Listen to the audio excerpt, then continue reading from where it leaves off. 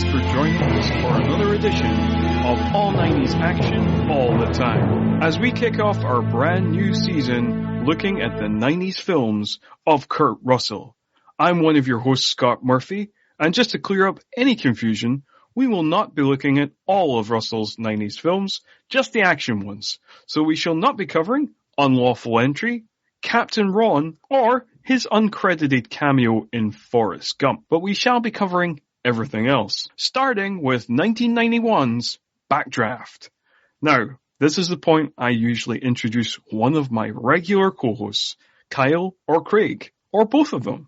However, they are both currently on top secret assignments, so couldn't make it. I did call in a Ghost Awaits director, Adam Stovall, who you might remember from the Copland episode we did last season, but unfortunately, some last-minute ghost-busting scuppered that as well. No worries, though, as swooping in like Batman to save the show, we have YouTuber and friend of the show, Caleb Knutson. Hi, Caleb. Well, I am not a director, and I'm not anyone famous, but I did look at the fire, and the fire looked back at me, so I'm ready to do this. Well, that's good enough. Good enough for me. Good enough for this show, for sure. And you did so well in the Demolition Man episode. We had to have you back.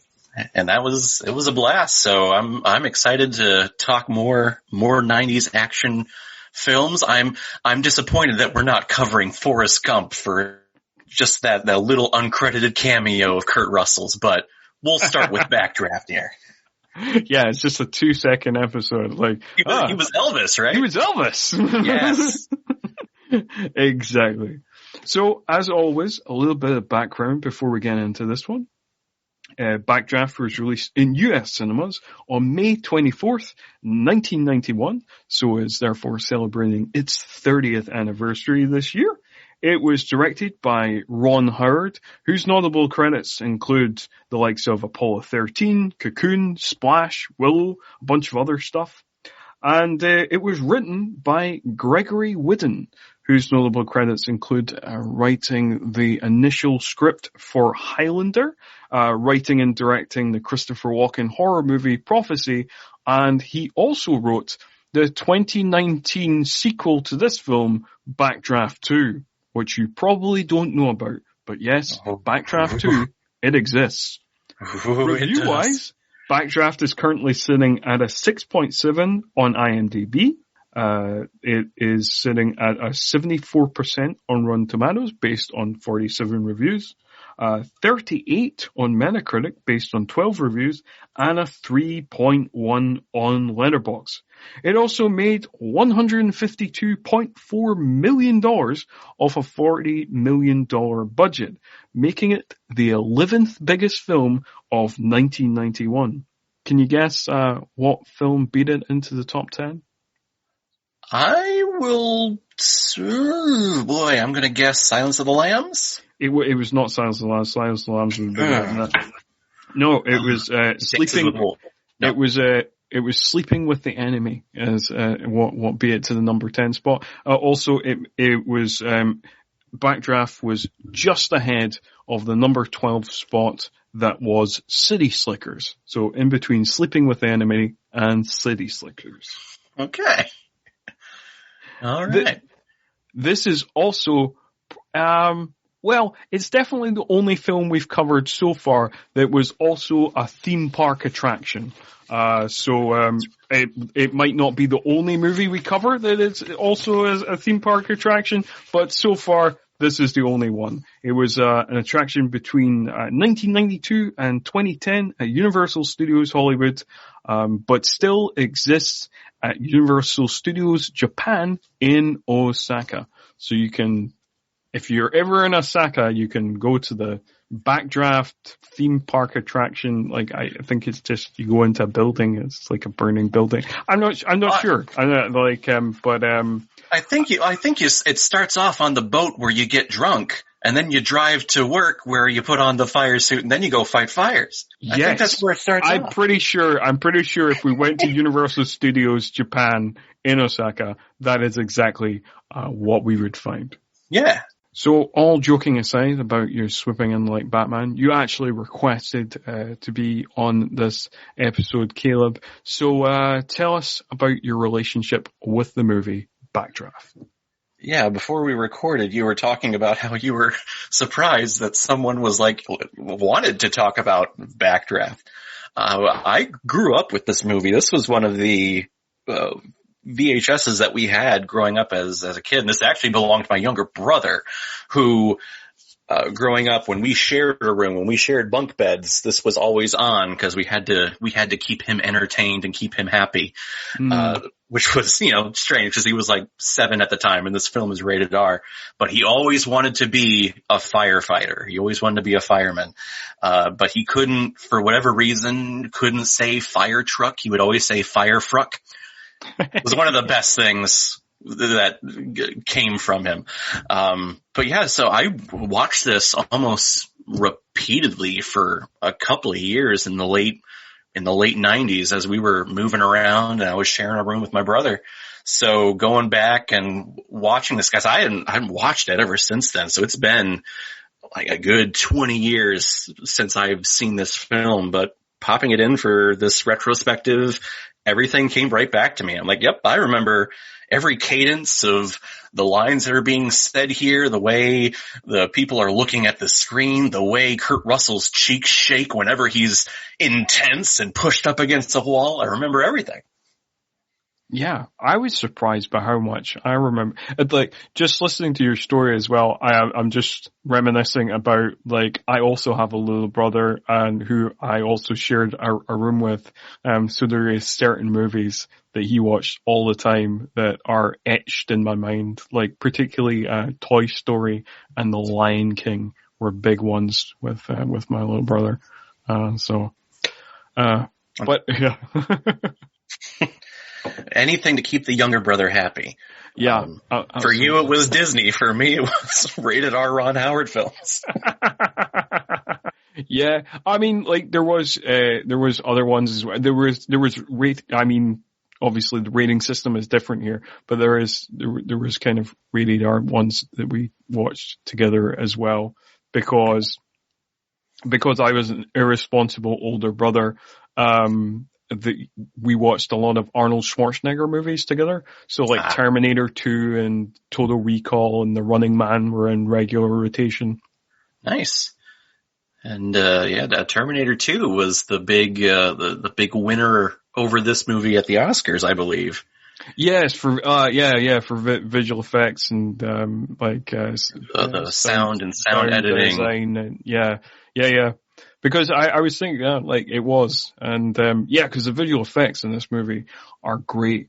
But I suppose, Terminator 2, it did have a bigger budget. Like a much bigger budget. Oh yeah. Now, when you watched this, for this review, I had a Blu-ray that had a little 3-minute introduction from Ron Howard.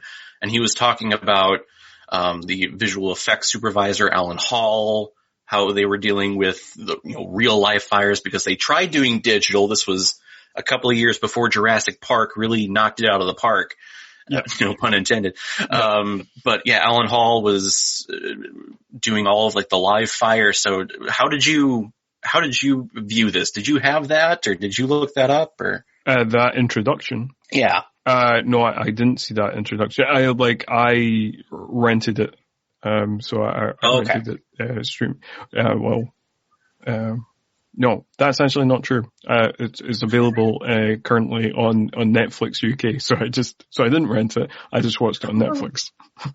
Well, I know that Backdraft 2 is available on Netflix here in the States. I did not, though, take the journey and watch that. I did read the plot synopsis, and I'm glad I did not waste my time. I also read the plot synopsis, and also watched the trailer. And I probably would have watched it, to be fair, I get so obsessive about these things. I probably would have watched it as part of the research, but no, I ended up not, because the only way you could watch it is if you couldn't even rent it. You had to buy it. And I was I was like, I am not spending £6. Nope. Not a single cent is going towards that sequel. I'll use it for the original, but the direct-to-DVD sequel, No. Made 28 years after the original. That's crazy. It's kind of William Baldwin looks way more like Alec Baldwin now. Yeah. In that trailer. Yeah, for sure he does. It is kind of weird though, because much like you, it's been about 20 years since I last saw this movie. I saw it a few times as a kid and in my teens, and but it was surprising to me how much I remembered of it. Like Kurt Russell in the boat, like some of the main explosions, and just different things like the Donald Sutherland character. Like there was a lot of scenes that I was like, oh yeah, this seems familiar. Yeah. Huh. Weird. I feel like everyone who's ever watched this movie has that same reaction, because it's not an action movie that's like a tent pole of any one of these actors, or even Ron Howard's, or heck, even Hans Zimmer who did the music. It's not like a tent pole film of theirs that people go like, oh, you remember when they were in that film or they worked on that film? But it's also one of those, like, when you see it on, or if you see it pop up, you go, oh yeah, I remember that one. I enjoyed that. Yeah, for sure. I definitely feel the same way. Yeah, it's a very kind of middle of the road film for kind of everybody involved. It's not, like you say, it's not kind of seen as kind of top tier Ron Howard necessarily. It's not, obviously, when you think Kurt Russell, you often think of like the Carpenter collaborations, like so Escape from New York, The Thing, Big Trouble in Little China, things like that. There is just certain things that spring more to mind, and other things we're going to cover in this season, like Tombstone, which we will cover next week. But it's a decent, solidly made film. And to be fair, it feels like it's a very Ron Howardy film, because like, if there has ever been a middle of the road director, it is Ron Howard. And I do not mean that disrespectfully, because I worked out today, I have seen in total 17 Ron Howard films. And why I might not necessarily love any of those films, I certainly like a bunch of them. Yeah, he's one of those like solid directors where if a studio hires him on, it's almost guaranteed that, it's going to be a good film. It's not going to be a train wreck, and there's not going to be any like weird scandals or weird stories coming from sets. Everyone's going to be happy and get along with each other. It's going to be at least pretty good. And yeah, he's one of those directors, you look at his filmography and you go, wow, I have actually seen a ton of his stuff. Cinderella Man, Apollo 13, that happened a couple of years after this. You mentioned before we started recording A Beautiful Mind, even going all the way up to a couple of years ago with him being called in by Disney, and Kathleen Kennedy to direct Solo, a Star Wars story. Mm. Because that one was in shambles and in trouble, and they were like, we just need a solid kind of just medium director to get this thing done. And that's Ron Howard.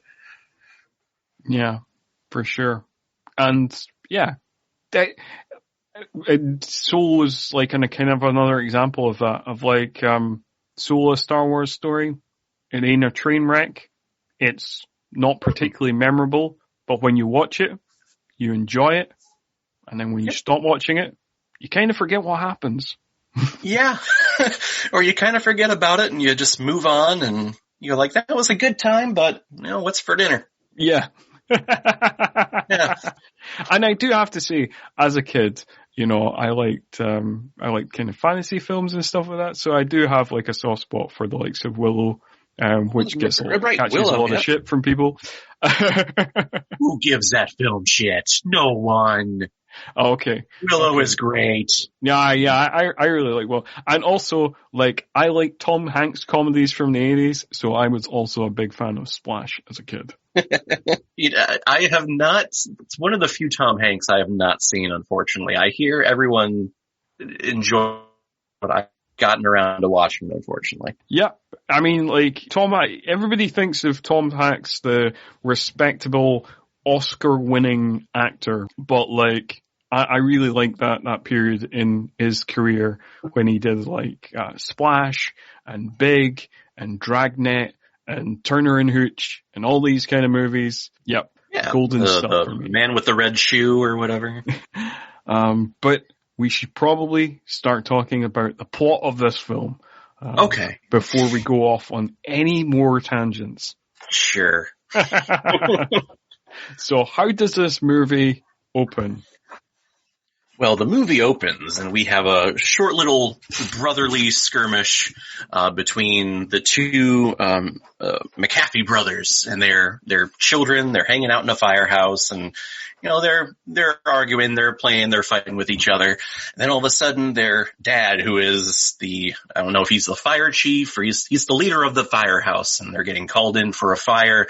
And Dad McCafferty invites Brian, who is the younger one, who will later be played by William Baldwin, to come and see him get a special award for, I guess, going or putting out a record number of fires or something, whatever. He comes along.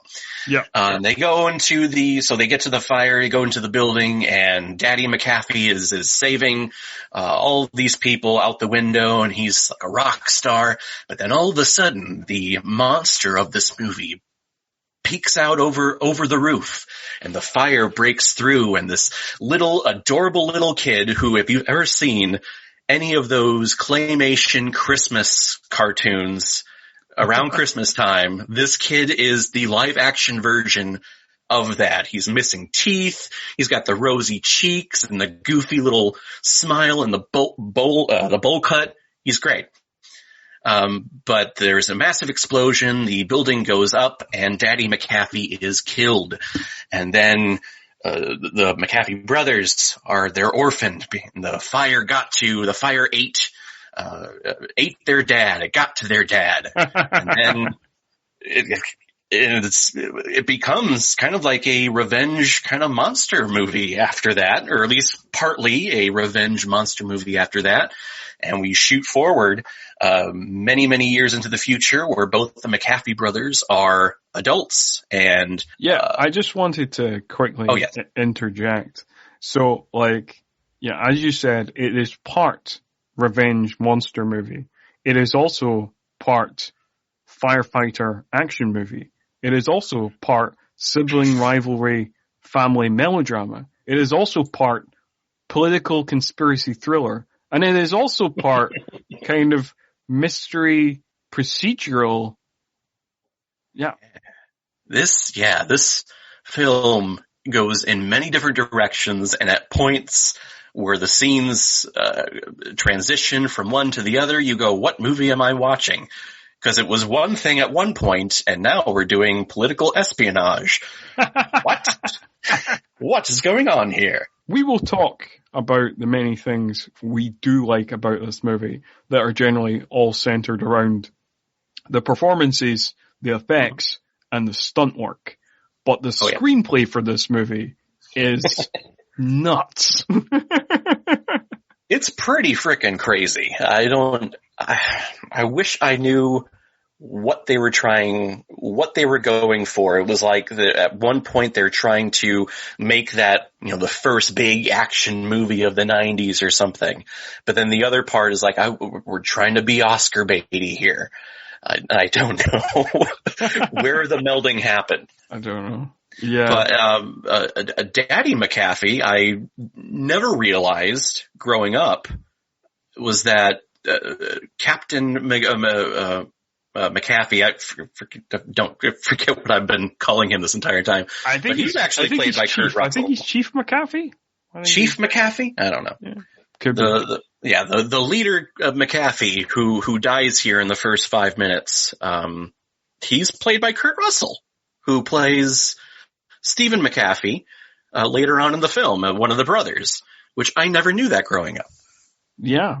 It was, I saw it on screen, I'm like, what? this movie is also part secret time travel movie where Kurt Russell's his own dad. Whoa. This blew my mind. They were trying to compete with Terminator 2 that year. Yeah. So like, let's send Daddy McCafferty to the past so that he can conceive himself in the past so that he can live in the future. I get it. It's very clever, this movie. It's very layered. I also like this opening scene because I realized when watching this opening scene and we see Brian see his dad die, and it's like he's watching him like save people and stuff, and it's like this heroic music playing and stuff like that. Mm-hmm. And I was like watching it being like, oh yeah, you could totally watch this movie with your eyes closed and still know the beats in it, because like the score is so heavy-handed that it tells you precisely what emotions you are supposed to be feeling at any given moment. Yeah, it's bright brass all here, triumphant. It sounds patriotic. It sounds very, very heroic. But then when that fire breaks through the roof and you just see a little glimpse of it, all of a sudden you hear the strings come in and it goes, and Brian's the only one there who sees it. And she has this look on his face of like, guys, Dad, look out. Yeah. Not to laugh over a kid losing his father, but no. It's done in a particularly corny. We're laughing at the corny way it's framed, not so much the. I do love. I don't know if you caught the hippie dude or the hippie owner of the building. Yes. But as the firefighters running through, he's like, guys, you gotta get to the second floor. The whole world's up there. My stuff is up there. Guys. Like, I don't know why, but like, I did notice that as well. And it is such a small nothing part that they literally could have got anybody, but that part is played by David Crosby of Crosby, Stills and Nash fame. No shit. I didn't even bother to look that up. I thought he was just a random guy. Well, no shit, you say. Yeah. Wow. Ron Howard maybe knows him. I don't know. It's just it's the most random just thing. Stumbled on set one day, I guess. For this one random part that just basically needs to walk on and walk off. Let's call David Crosby. What? Why not? It's actually probably David Crosby, and that was actually his apartment. The whole world's up there, guys. He didn't know a film was being made. He's like, what the fuck is going on? This was an actual fire. And Ron Howard's like, ooh, they're actually doing it? Let's just go shoot. Dude. But this, so the opening here, this is our first glimpse into that monster aspect of how Ron Howard is portraying fire to what I think so well in this film. This fire is like Jaws, or he's like just that the alien creature, the xenomorph creature, kind of lurking around the corners and kind of sneaking out underneath the door frame before finally exploding and sinking in the kill. This is our first little glimpse of that, and I love how they portray the fire in this film. It's real. I mean, it makes no goddamn sense, but it's real fun.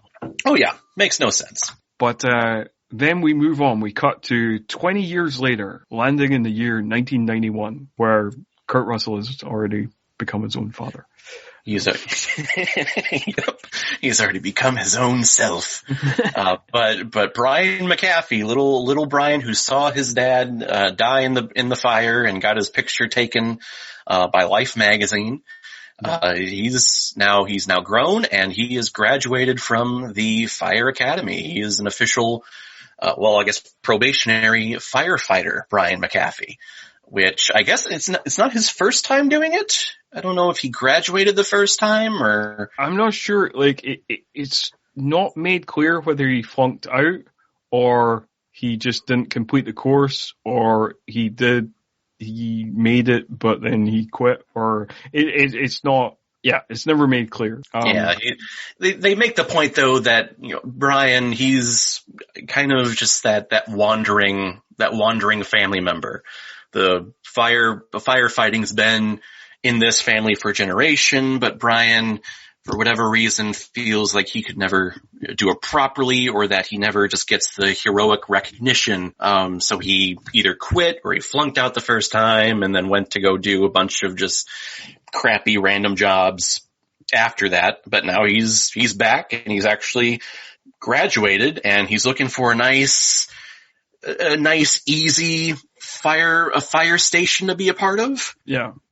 There was something that kind of confused me about this scene. This, like, bar scene, his graduation scene of, like, so he bumps into, the character Jennifer, played by Jennifer Jason Leigh, and, they have, like, a little conversation where Brian kind of comes across as a douchebag, and she says that he's been gone for 6 years, right? So, like, at that point, you kind of assume that, like, he has been outside of Chicago for 6 years, which is fine. But, like, 2 seconds earlier, he had a conversation with a barman who's, like, busting his balls about all the jobs he flamed out in and, like, looking through all of his business cards that, for some reason, he has on the board at the back of the bar. And it's like, so,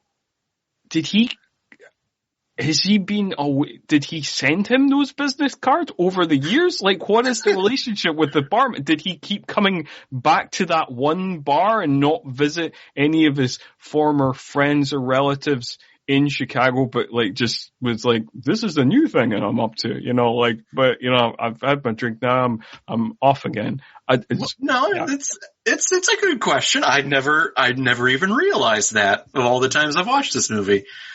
Maybe the best thing I'm coming up with is maybe, you know, cause he was, you know, like a salesman and, like an insurance salesman, a car salesman. Maybe he was in Chicago for a conference and then just came by the bar and cause he knew the bar. I don't know. That barman's got like 4 different business cards from him of like, this time you were selling cassettes and this time. Oh, that's right. The cassettes. Yes. I don't know. Yeah, you think that when she'd say, "Hey, you've been gone for 6 years," that he would go off and like train to be a ninja or get like a superpower and then come back. But yeah, I don't know. Yeah. Or maybe he's just really good at avoiding Jennifer. Yeah, maybe. But then like everybody else reacts like he's been away from town for 6 years. Right. Like when I don't know.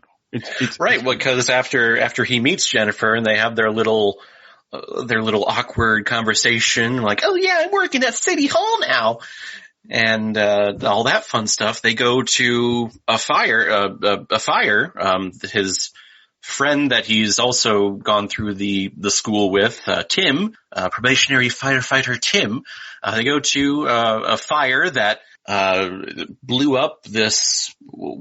Was this a politician who this fire killed in this house, or was this like a wealthy businessman? I forget who this was. So we found out much later in the movie that this guy, along with the 2 other guys who are kind of assassinated by fire, are like finance guys, like who kind of cooked the books for another character that we'll introduce sometime. In a little bit. During this opening bar scene, we cut to this what seems to be a random guy walking up to his front door, and as he opens the door, we hear the backdraft fire sound and go shoo, and the entire house explodes. And yeah, it turns out that guy is part of a big political scam later on, but fire. At this point in the movie, and for a long time, he's not named. We do not know who the fuck he is. Nope. We don't really know any of what the conspiracy stuff is. We just know that there is some mayor guy who's talking like, you gotta solve this case, De Niro. Come on. And De Niro's like, hey, you talking to me? Fuck you. Well, this is kind of cool because, like, you know, talking about De Niro, like, this is still in the time where De Niro was just, like, hired as an actor to be in movies. Like, before he, like, because I think the point of where he becomes quote unquote De Niro, is like when he does like analyze this and then like meet the parents, and then he's kind of hired to be De Niro, not just like a character in a movie. But at this stage in his career, he's still being hired to just be a character in a movie. Right. He actually has a name and a certain characteristic that he has to perform. Yes. Yeah, cause the year before this, he was in what many people would consider one of the best films ever made, Goodfellas. That is true. And yeah, so he's still doing the acting thing. Before, you're right, he just is De Niro on set.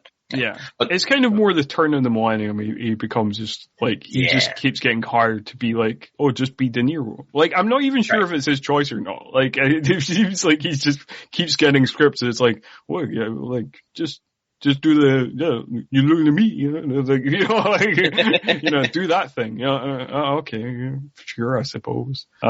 Yeah, but like, he gets a really, like, the characters are introduced real well because Kurt Russell gets a real loving hero shot coming out of the building. Oh, yeah.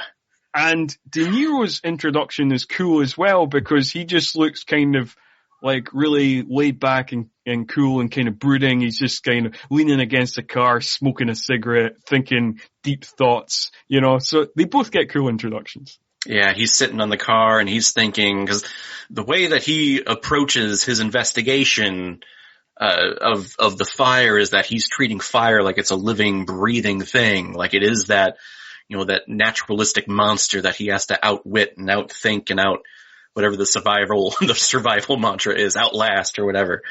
So he's trying to think, he's just sitting out there like, yeah, how did you start? Where did you come from? What did you do? But then Kurt Russell, who is our main topic here and really the big brooding man, he gets the slow motion, walking through smoke, backlit, Hans Zimmer score swelling, and he's walking outside and he sees his brother for the first time. I think you're right, in like 6 years. So yeah, I think Brian has just been away. He has just been away from Chicago for 6 years and has only had contact with that one barman. It's so weird. Just the whole time. Oh dear. But yes, at this point we find out that Brian is going to be in the same company as Kurt Russell's character, Stephen Bull McCafferty. Yes, and Steve, I guess, Brian attempted to bribe his way into another fire company, what seemed to be a safer fire company, with a bottle of scotch, and his brother Bull says, no, I called him, and you're going to be working with one of the hardest companies in the city, my company. And it has a great line there of like, one bottle of scotch, Brian, you're getting cheap in your old age. It's really love good. That line. And I love how the bribe half worked. Like, so he bribed the guy and to get transferred to another company and to see his exam results early. So the latter part did work. The former part did not. So like, kind of obviously not a trustworthy man who can be bribed, but also like not follow through with the bribe or only follow through with half of the bribe. That's, he should definitely be investigated. Yeah, he just got a bottle of scotch and reneged. Yeah. I love the next scene as well, like, just after this, where, Brian goes to visit what he still thinks is Stephen's house, where he goes to visit Stephen's wife, Helen, and their child, Sean. And, we get this little moment where, like, he's like, hey, it's your Uncle Brian. You remember your Uncle Brian? And the kid gives him the shittiest, like, who the fuck are you? I don't like you. Fuck off. Look, it's so funny. It's meme worthy, it's screenshot worthy, but again, like what we were saying, this film is so just out of the pop culture zeitgeist of everyone's mind when it comes to like action movies. But yeah, if you pause it on this kid's face, who I think he only went on to do like one other acting thing after that. So. You pause it on his face, the birth of Bitch Please Who the hell are you? Get off of me. What? And there's also a hint of like, what are you wearing type thing. Yeah, it's just like he has this little slip like, Yeah. Just various levels of disgust of like, what are you doing on my lawn? Yep. What's that look on your face? Why do you think you know me? What's this get up? I don't like any of what I'm seeing. And then Brian also, he does an impersonation, and I've remembered this line ever since the first time seeing it, but he has like this little inside joke with this kid, who I guess laughed at it when he first saw him when he was first born or whatever, but Brian says, spinach? We don't need no stinking spinach. Do you know what that is a reference to? I never knew what that was a reference to. I have not a goddamn clue. I was watching this movie this morning, and I was just like, I wonder if Caleb will know what that's a reference to. Maybe that's like an American face. Maybe it's like from an American cartoon that didn't make it over here or something. Maybe. I don't. I always remembered that line because I thought it was so ridiculous, but I've always remembered that. It's actually popped into my head every once in a while where I'm just like, spinach? Don't need no stinking spinach. Maybe it's like a Popeye thing? I don't know. Yeah, no, that was my only thought. I was like, I don't remember Popeye like ever saying that, but like me neither. Like, maybe it was the villain he always fought. I forget. Was that the villain he fought? I can't remember. Yeah, maybe it was. Maybe it was. I don't know. I just remember that line. No. Yeah. But yeah. Fun story, Caleb. Popeye, the Robin Williams film, is the first Robert Altman film I ever saw. Whoa. That was, oh God, it's been so long since I've seen that thing. We can't go on any more tangents, so we got to get back to this movie. I'm sorry. Right. It's okay. Okay. But yeah, so the spinach line happens. He runs in. Brian meets up with Helen, who is played by Rebecca De Mornay, who I will always love seeing on screen. She was always one of my early day crushes. Several people probably know her from Risky Business. I'm one of the weirdos that remember her from the Disney film Three Musketeers. Any of you recall that one with, that's going to be the bonus episode of this season. Spoiler! It was a surprise. We planned that so well. Kiefer Sutherland as a musketeer. It's great. But I loved her in that movie. And so seeing her here, I was like, oh yes, I remember her. But yeah, she tells him that. Actually, no, there's I feel like now you've got to be on the Three Musketeers episode because there's a through line here. Like this is one of the last tangents we'll go on. There is a through line here in terms of like, so you're on this episode, which stars Rebecca De Mornay, and you are also going to join us for the Executive Decision episode, which stars Oliver Platt.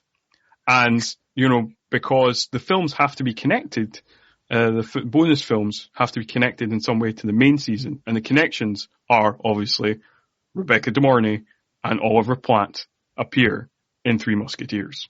That's right. That is absolutely right. So I feel like you have to make that trilogy now. Well, I will gladly talk about Three Musketeers, the Americanized version. Absolutely. Okay. Kiefer Sutherland, Chris O'Donnell. Oh yeah. But cutting back to this movie, so Rebecca De Mornay is entirely wasted in this film, much like Jennifer Jason Leigh is. Yeah.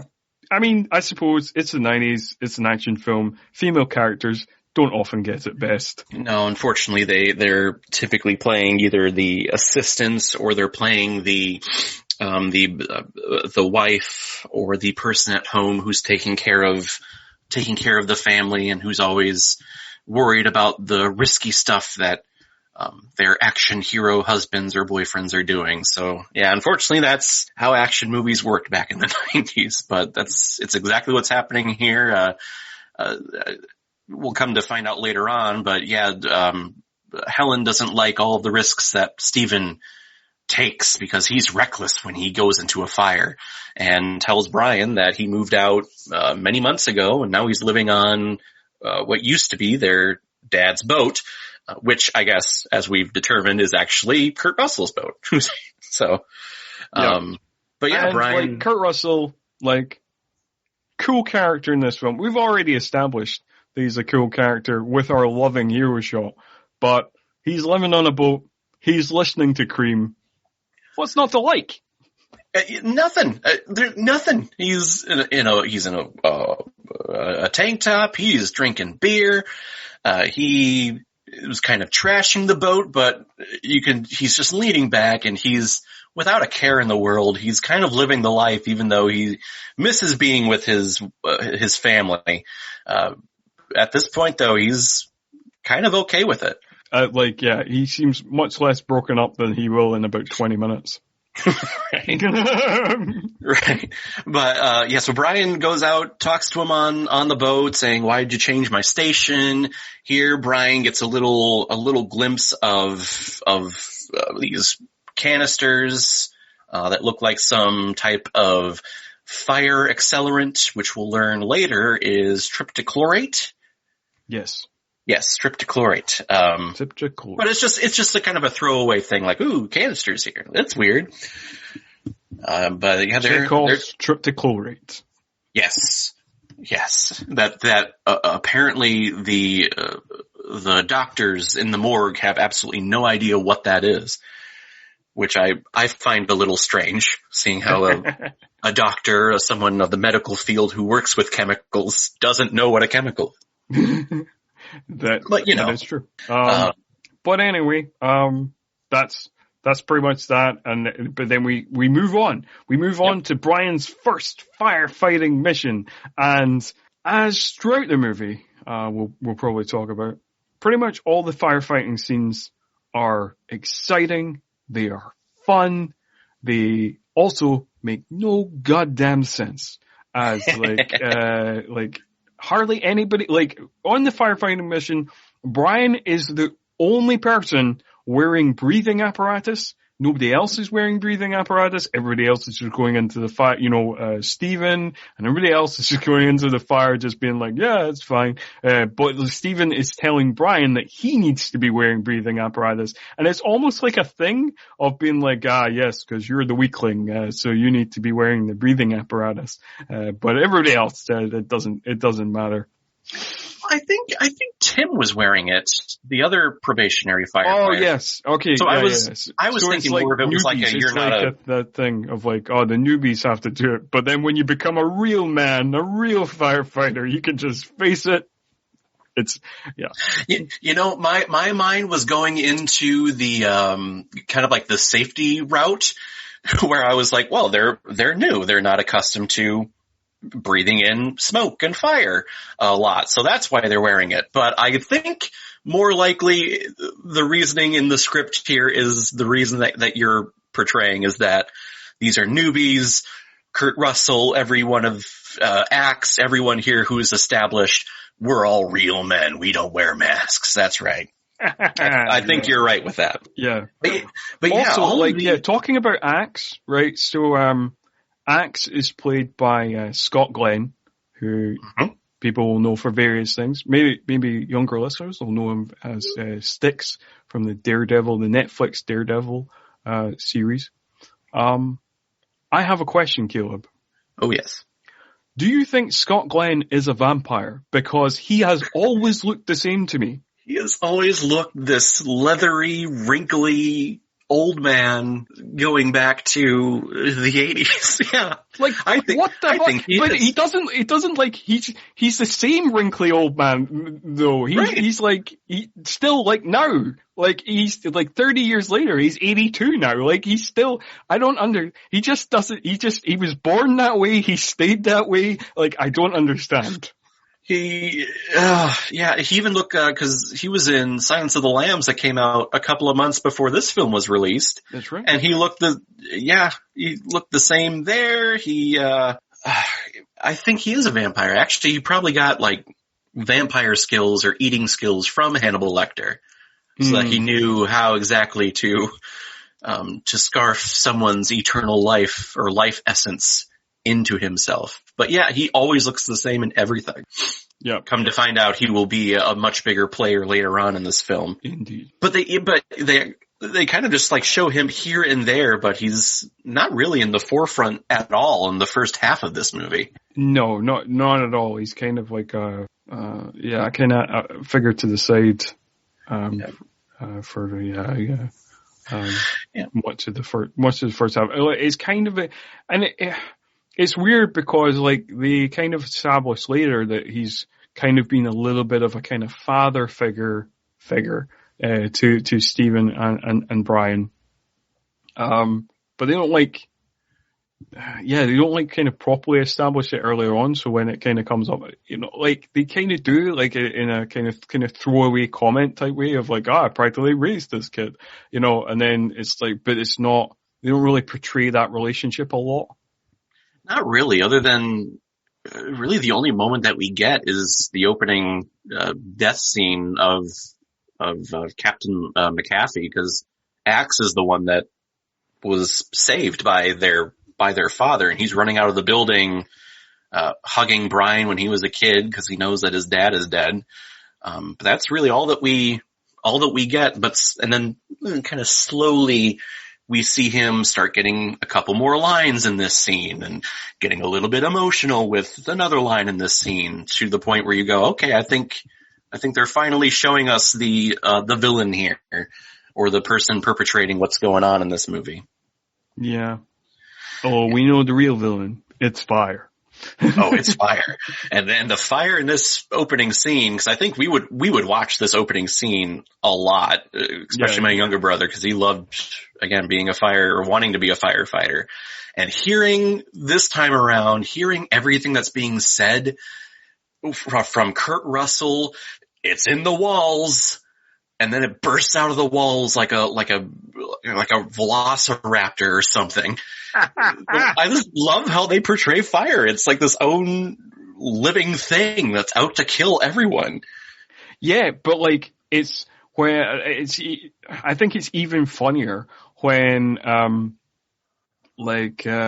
Brian goes off on his little solo mission because he thinks he hears somebody screaming, and then he kind of trips over his own feet, and then like the fire kind of sneaks out like a little grate, like a snake or something, and then just goes pow, and engulfs the floor, and it's like, what is going on? And he's okay.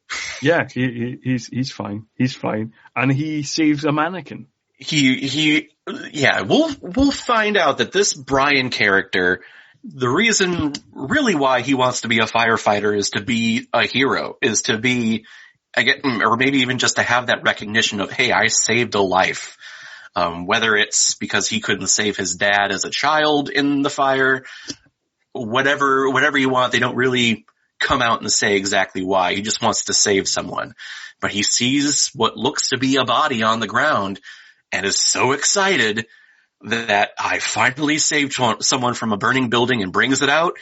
And I can only imagine, if this was real life, the ribbing and all of the shit that he would be getting from all of his coworkers to find out that he actually saved a mannequin and not a real person. Yeah. I couldn't imagine all the ridicule that he'd be getting.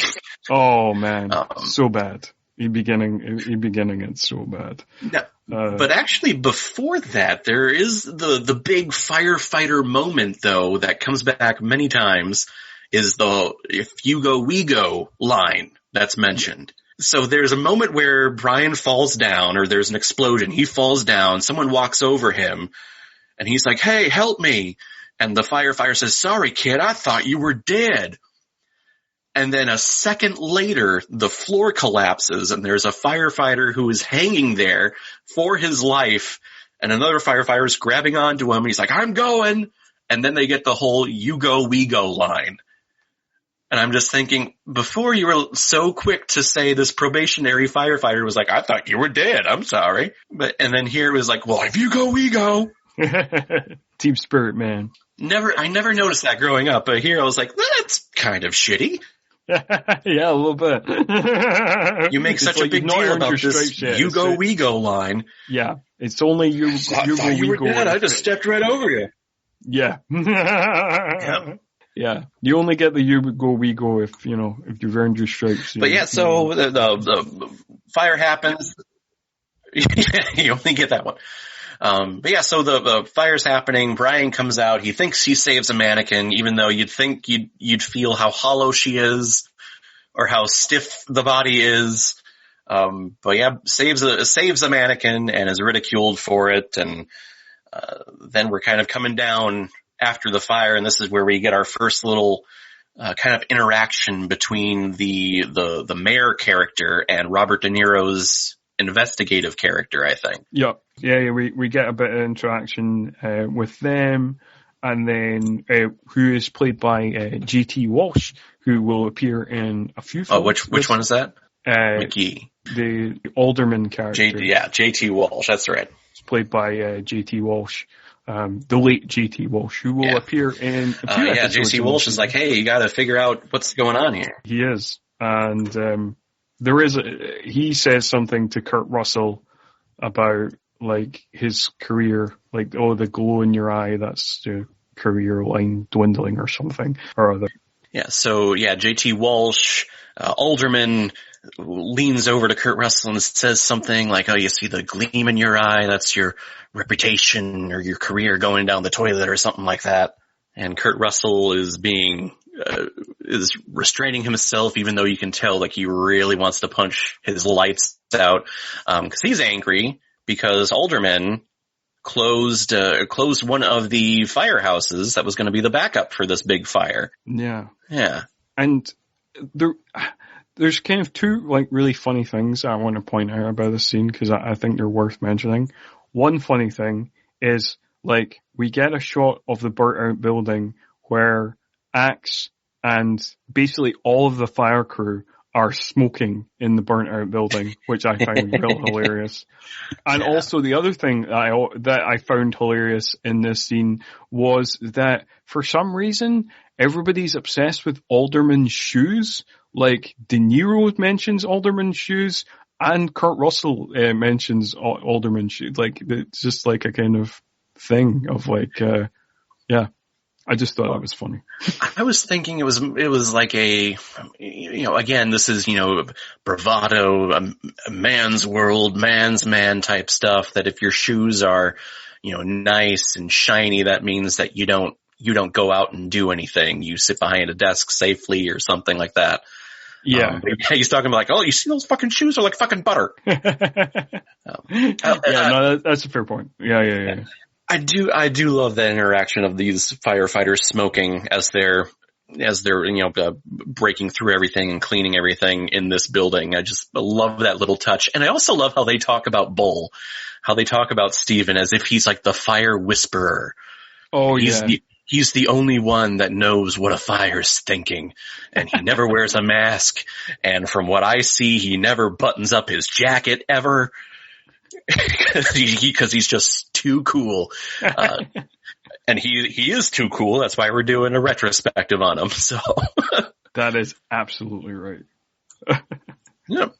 I also love, like, it's a small scene that we don't really need to talk about, but again, it's just one of those ones that I just think is very funny to watch, where Brian and Bull are driving in a car back to Brian's home, and they're just listening to the song War in total stony silence. And it's just the fact you've got this really upbeat, funky song, and it's just like their grim stone faces. It's just, I don't know, it tickled me. It's a little touch from Ron Howard, just making sure that the audience knows that, hey, they're brothers that really hate each other, but also love each other to death.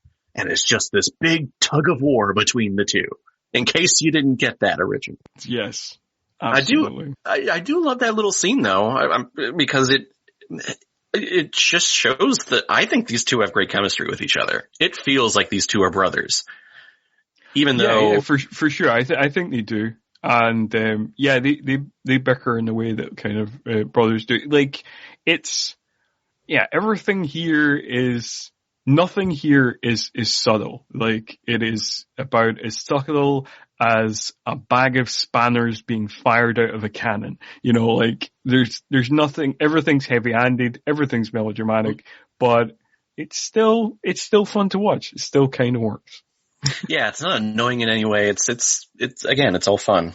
But yeah, so they drop off and, they kind of go about their lives for the next couple of days, I'm assuming, in the firehouse. Brian's actually doing the firefighter thing that he wasn't doing before, and his brother's overseeing everything. Do we go right to the retirement party? Yeah, we cut to the retirement party where, after seeming not that caught up about it, now, like, Stephen is, like, properly pining over Helen, and she watches her sitting at a table with another man, and then is watching her, like, dancing with this other guy and just getting shit-faced. Yeah, he's drinking scotch or whiskey or whatever it is. And I do love a drunk Kurt Russell. He's quite funny. He's misplacing his cup and the glass is breaking. He's like, okay, just chill out. He's just tripping over shit. Yeah. It does suck though that his wife is there with another, I'm assuming another firefighter or another guy related to the firefighter. Yeah. So, I mean, so if that's the case, I mean, it sucks because you're going to bump into each other in these awkward situations. And Steven just does not handle awkward that well because he always needs to be the alpha male in everything, in every situation. Yeah. So they get in, there's a couple back and forths in this scene. Apparently Brian is in the paper because he saved the mannequin, but everyone thought it was real. Because the rest of the fire crew saved an actual woman, and the newspaper conflated the two things, and now it looks like Brian has been portrayed as a hero in the local Chicago paper. And it's all just more embarrassment for Brian, and he's feeling again like he's not living up to his father's expectations and not living up to his brother's expectations. Even though Brian does not want to admit that Steven has any impact on him at all. It's obvious that he absolutely does. I've been that middle child, that secondary child in a family line before, and seeing this brotherly love and frustration with each other, been there, know exactly where these two are coming from. But that scene, I feel like is kind of classic brother moment, because and it's one of the, much of what happens in this film is melodramatic and silly. This is one of the moments that really rings true to me of that guy who is dancing with Helen talks shit about Brian, and then Steven punches him out because a brother can talk shit about their brother, but not somebody else cannot. Nope. If someone else does something wrong to my brother, it's I will lay into you, but I can lay into my brother all I want, and no one else can. But yeah, so they get into a little tussle, and then Brian sees it. He runs over and starts punching out the other backup for this guy too. And I love these moments. I totally forgot about it, but Kurt Russell, he's being pulled away and he's like, I'm fine. And then slowly goes back over and tries to start the fight again. He does it 3 times. I forgot about it from not watching it, but little moments like that. I love it. Oh, yeah, no, it's so good because he plays it so well. Of just being I'm cool, it's okay. I've calmed down now. It's all good. It's all good. I'm not gonna do it. And then he just runs over and tries to smack the guy again and starts the whole rumble again. Oh, it's so funny. I think even the last time, it looks like he's gonna go over and shake his hand or apologize because he's kind of slowly going over there and he's like, rah, rah, rah. Love it. So good. As I know you're also a fan of wrestling, it feels very much like wrestling is. It's just like a classic kind of like, psych, no, fuck you. This feels like the go home episode to a big pay-per-view fight where they have the two in the ring and then all the referees come down and they separate them. And then one of them breaks out and then they start brawling and then they separate them again. Yep, that's exactly what this is. Yeah. When they both have to sign the contract and I was like, oh. And someone's going to flip the table. Yep. Absolutely. Craig's away so I can make wrestling references all I want. It's and Craig won't side mention like, I don't know what's going on. Exactly. And then after that though, like Brian takes Stephen back home, and this is the kind of the one moment where like you're kind of wrong-footed by the score, because like basically they're having like this little kind of heart-to-heart of Bull is semi-comatose because he's totally out of his mind drunk, and Brian is like, and then but like there's this kind of like upbeat kind of score going on. It's like very, very kind of peppy, like very kind of, it's like, what's happening here? Where is this going? And then where does it go, Caleb? It goes into one of the dumbest montage songs I've ever heard. I completely forgot about this. Or maybe I just never noticed it growing up. But yeah, here they have this beautiful brother moment until Stephen passes out because he's drunk. And then, yeah, we go into this montage of them drilling at the firehouse. And it's this song called The Show Goes On by Bruce Hornsby. And the only way I can describe it is, if you've ever hired a videographer for a wedding in the 90s or the 80s, this would have been the song playing under like all of the picture montages of this couple at a wedding. This is bad. This was so bad. It was not Hans Zimmer, so I'm not going to put this on Hans Zimmer, but why is this song here? I have no idea, but it's, in terms of its like campy value and in terms of its homoerotic value, it is a montage right up there with Top Gun. Cause we just get like lots of shots of like them kind of like lovingly pouring water over their head for no reason, and kind of like lots of wet shirts, lots of... I think they also turn the hose on and start drinking from the hose in there, I think. Yeah. That's right. They do. They're playing basketball, they're drilling, they're running the hose up the stairs to the roof of the firehouse. Yeah, I don't remember this song being so campy, but it started, I'm like, what? Is this a redo or something for the Blu-ray release? But, no, I never want to hear this song. It's such a transitional song between like 80s music and 90s music too. Mm-hmm. It's the definition of 1990 and 1991. And I'll never listen to this song again. Which is it's a very kind of particular time of like, it's not quite the 80s. It's not quite got into the 90s. Cause it's like that thing, like, I know it's not like a glam metal song or whatever. But like a lot of rock songs and metal songs of that kind of time period, this kind of, it's like, there's like the big 80s pomp, and then, like by the time you get to like later on in 91, like Nirvana get big and like grunge gets big and stuff like that, but there's this kind of little bit it's in just between. Before that. Yeah.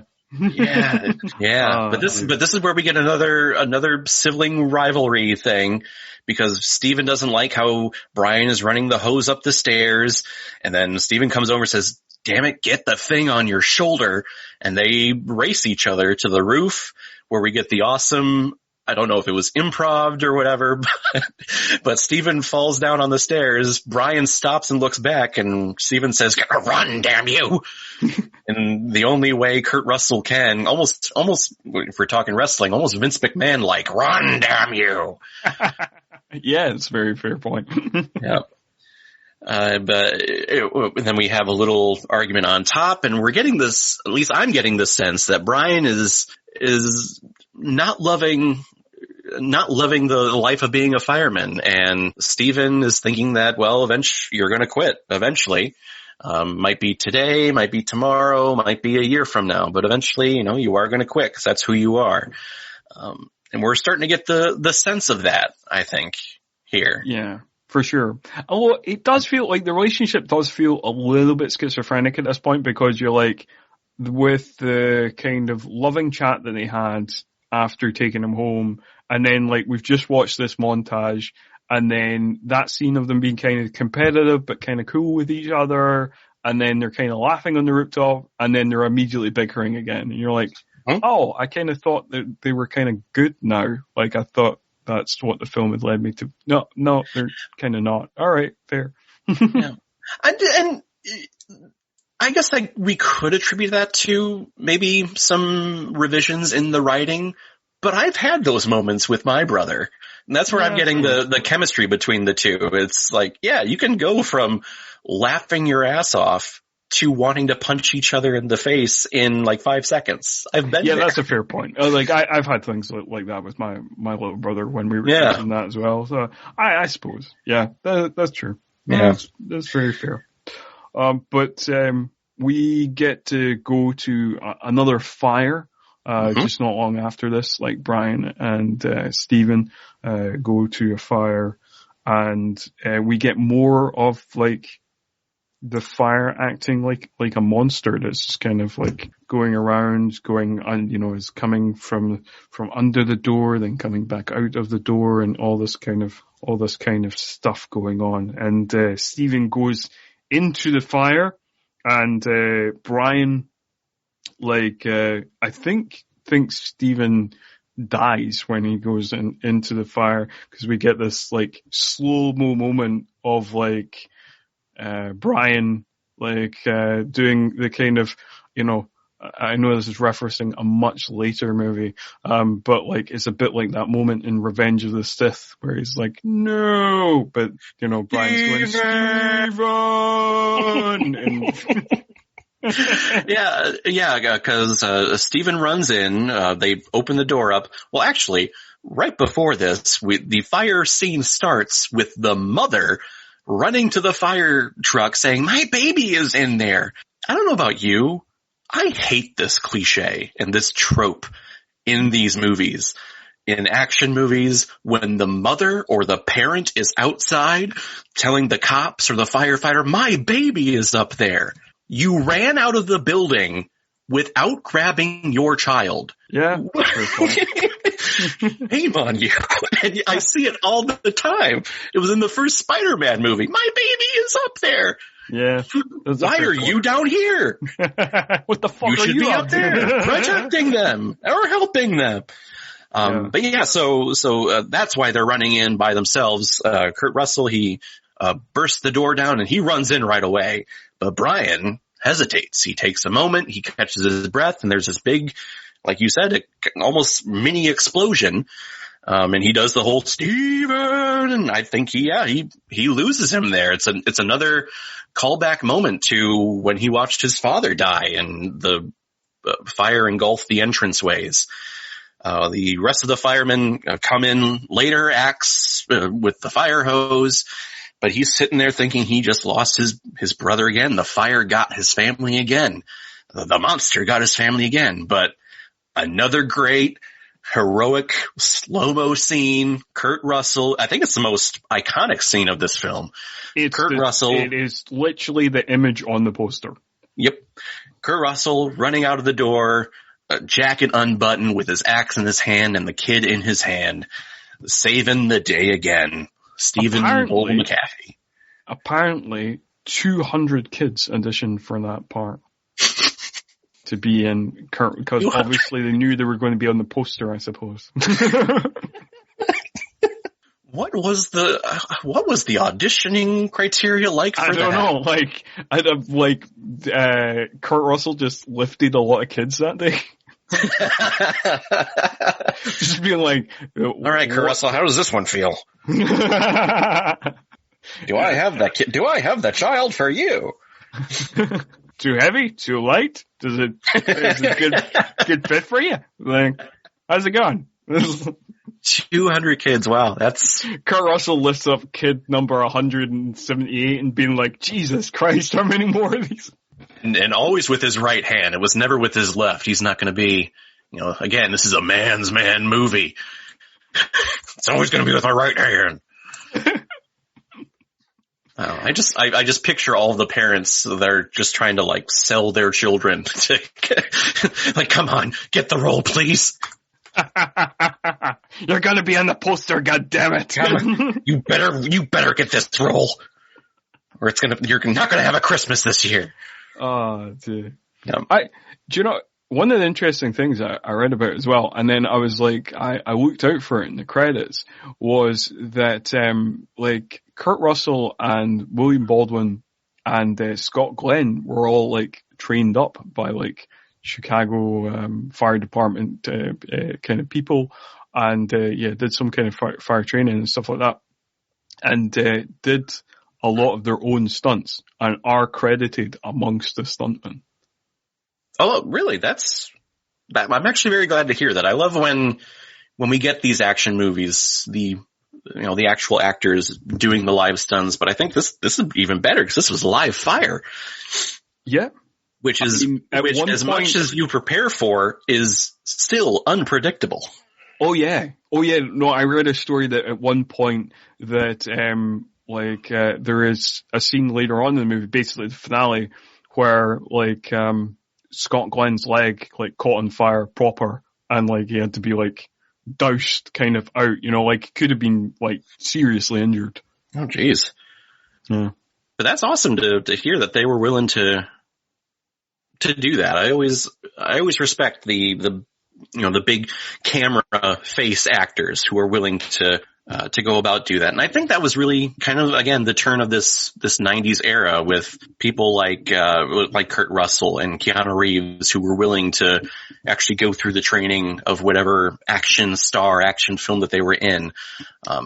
Especially later on with Keanu, with John Wick. You see all those videos of him going through all the gun training and gun fu training or whatever. Yeah, that's so I always love that. I always love seeing that.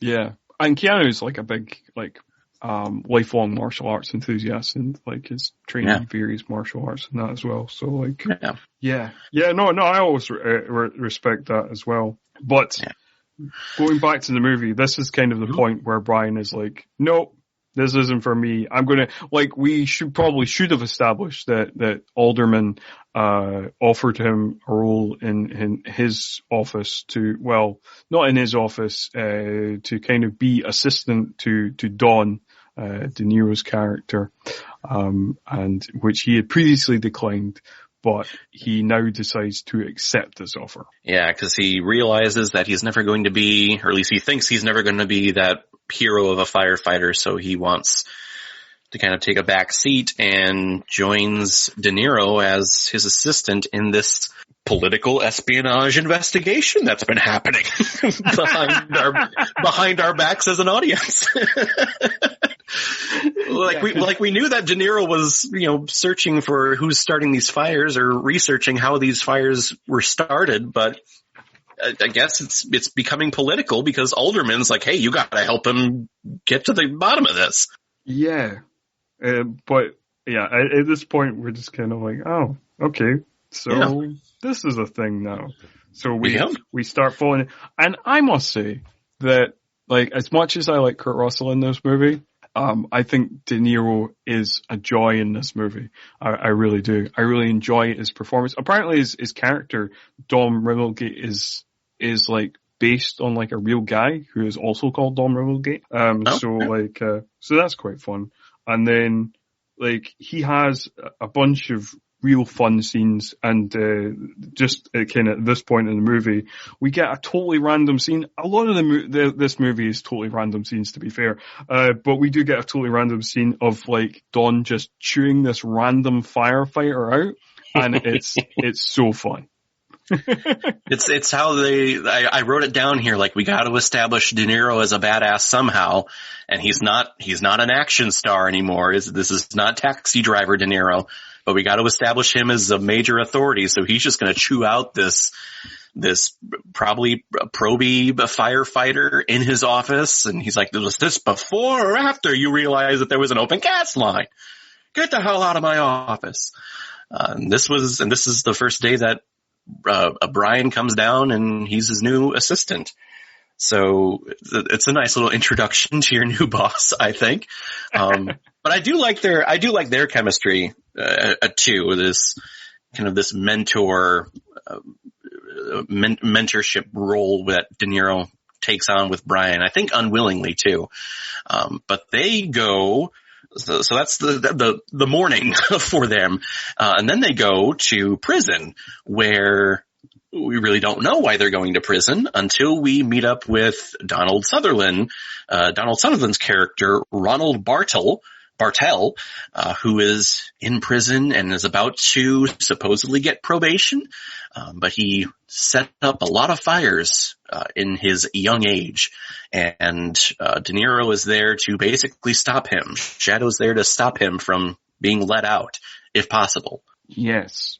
And this is another character that does not need to be in the movie, but I'm real glad that he is, because Donald Sutherland is doing this weird, creepy, whispery voice, and he is like Hannibal Lecter, but instead of cannibalism, his thing is arson. Yep. And this movie came out, I think 3 or 4 months after Silence of the Lambs did. So I feel a little bad for this movie, because this character and this whole coming to visit Ronald to get his insight on maybe who started the fire or how they're starting the fire. All of this was done masterfully with Jodie Foster and Anthony Hopkins in Silence of the Lambs. And I'm like, oh no, I'd never realized this as a kid, but now I'm like, oh, they totally, I don't know, they didn't rip it off, but God, that's just poor timing for this movie. Yeah. Because I think all the reviews at the time were like, oh, this Hannibal Lecter type that's in the movie for some reason. Yep. But like you said, Donald Sutherland is great here. He's talking very, very softly with always this little tiny gleam of joy and happiness whenever he sees like a burnt doll or pictures of a burnt building or people being burned. There's just this twinkle in his eye, this happy little, like I was thinking, kind of like childish joy that comes over him, and it's really cool to see from him. He is quite childlike in the role, but like this is the one thing that he's not like Lecter, because he is considerably, as much as he's apparently a master criminal and master arsonist, he's not entirely all that clever, because he can only keep up the facade. As soon as Dawn presents him with the burnt doll and starts asking him about like, and what do you want to do with this, and what do you want to do with the little girls, and what do you want to do with the old ladies? He's just like, burn them. I want to burn them. And what do you want to do with everything? I want to burn it all. And then he's like, oh, whoops. Sorry, I shouldn't have said that in front of the parole board. This parole board is pretty dumb too. For sure. They're just watching him, and he's like, oh yeah, I'll never do it again. And it looks like they're about to stamp approve. The parole board are idiots. Of like, he is the least convincing. Like, no, I totally don't want to burn. It's, you could almost imagine them like playing with matches, being like, no, I don't want to burn anything at all. No. And the board's like, yeah, okay, totally get it. Yeah, I think he's reformed. Yeah. Oh, thank God you were there, De Niro. We would have. Crisis averted. Thank you. Yeah. Oh, spectacular stuff. So after this scene, we get the introduction of him. I believe we get our second death at the theater.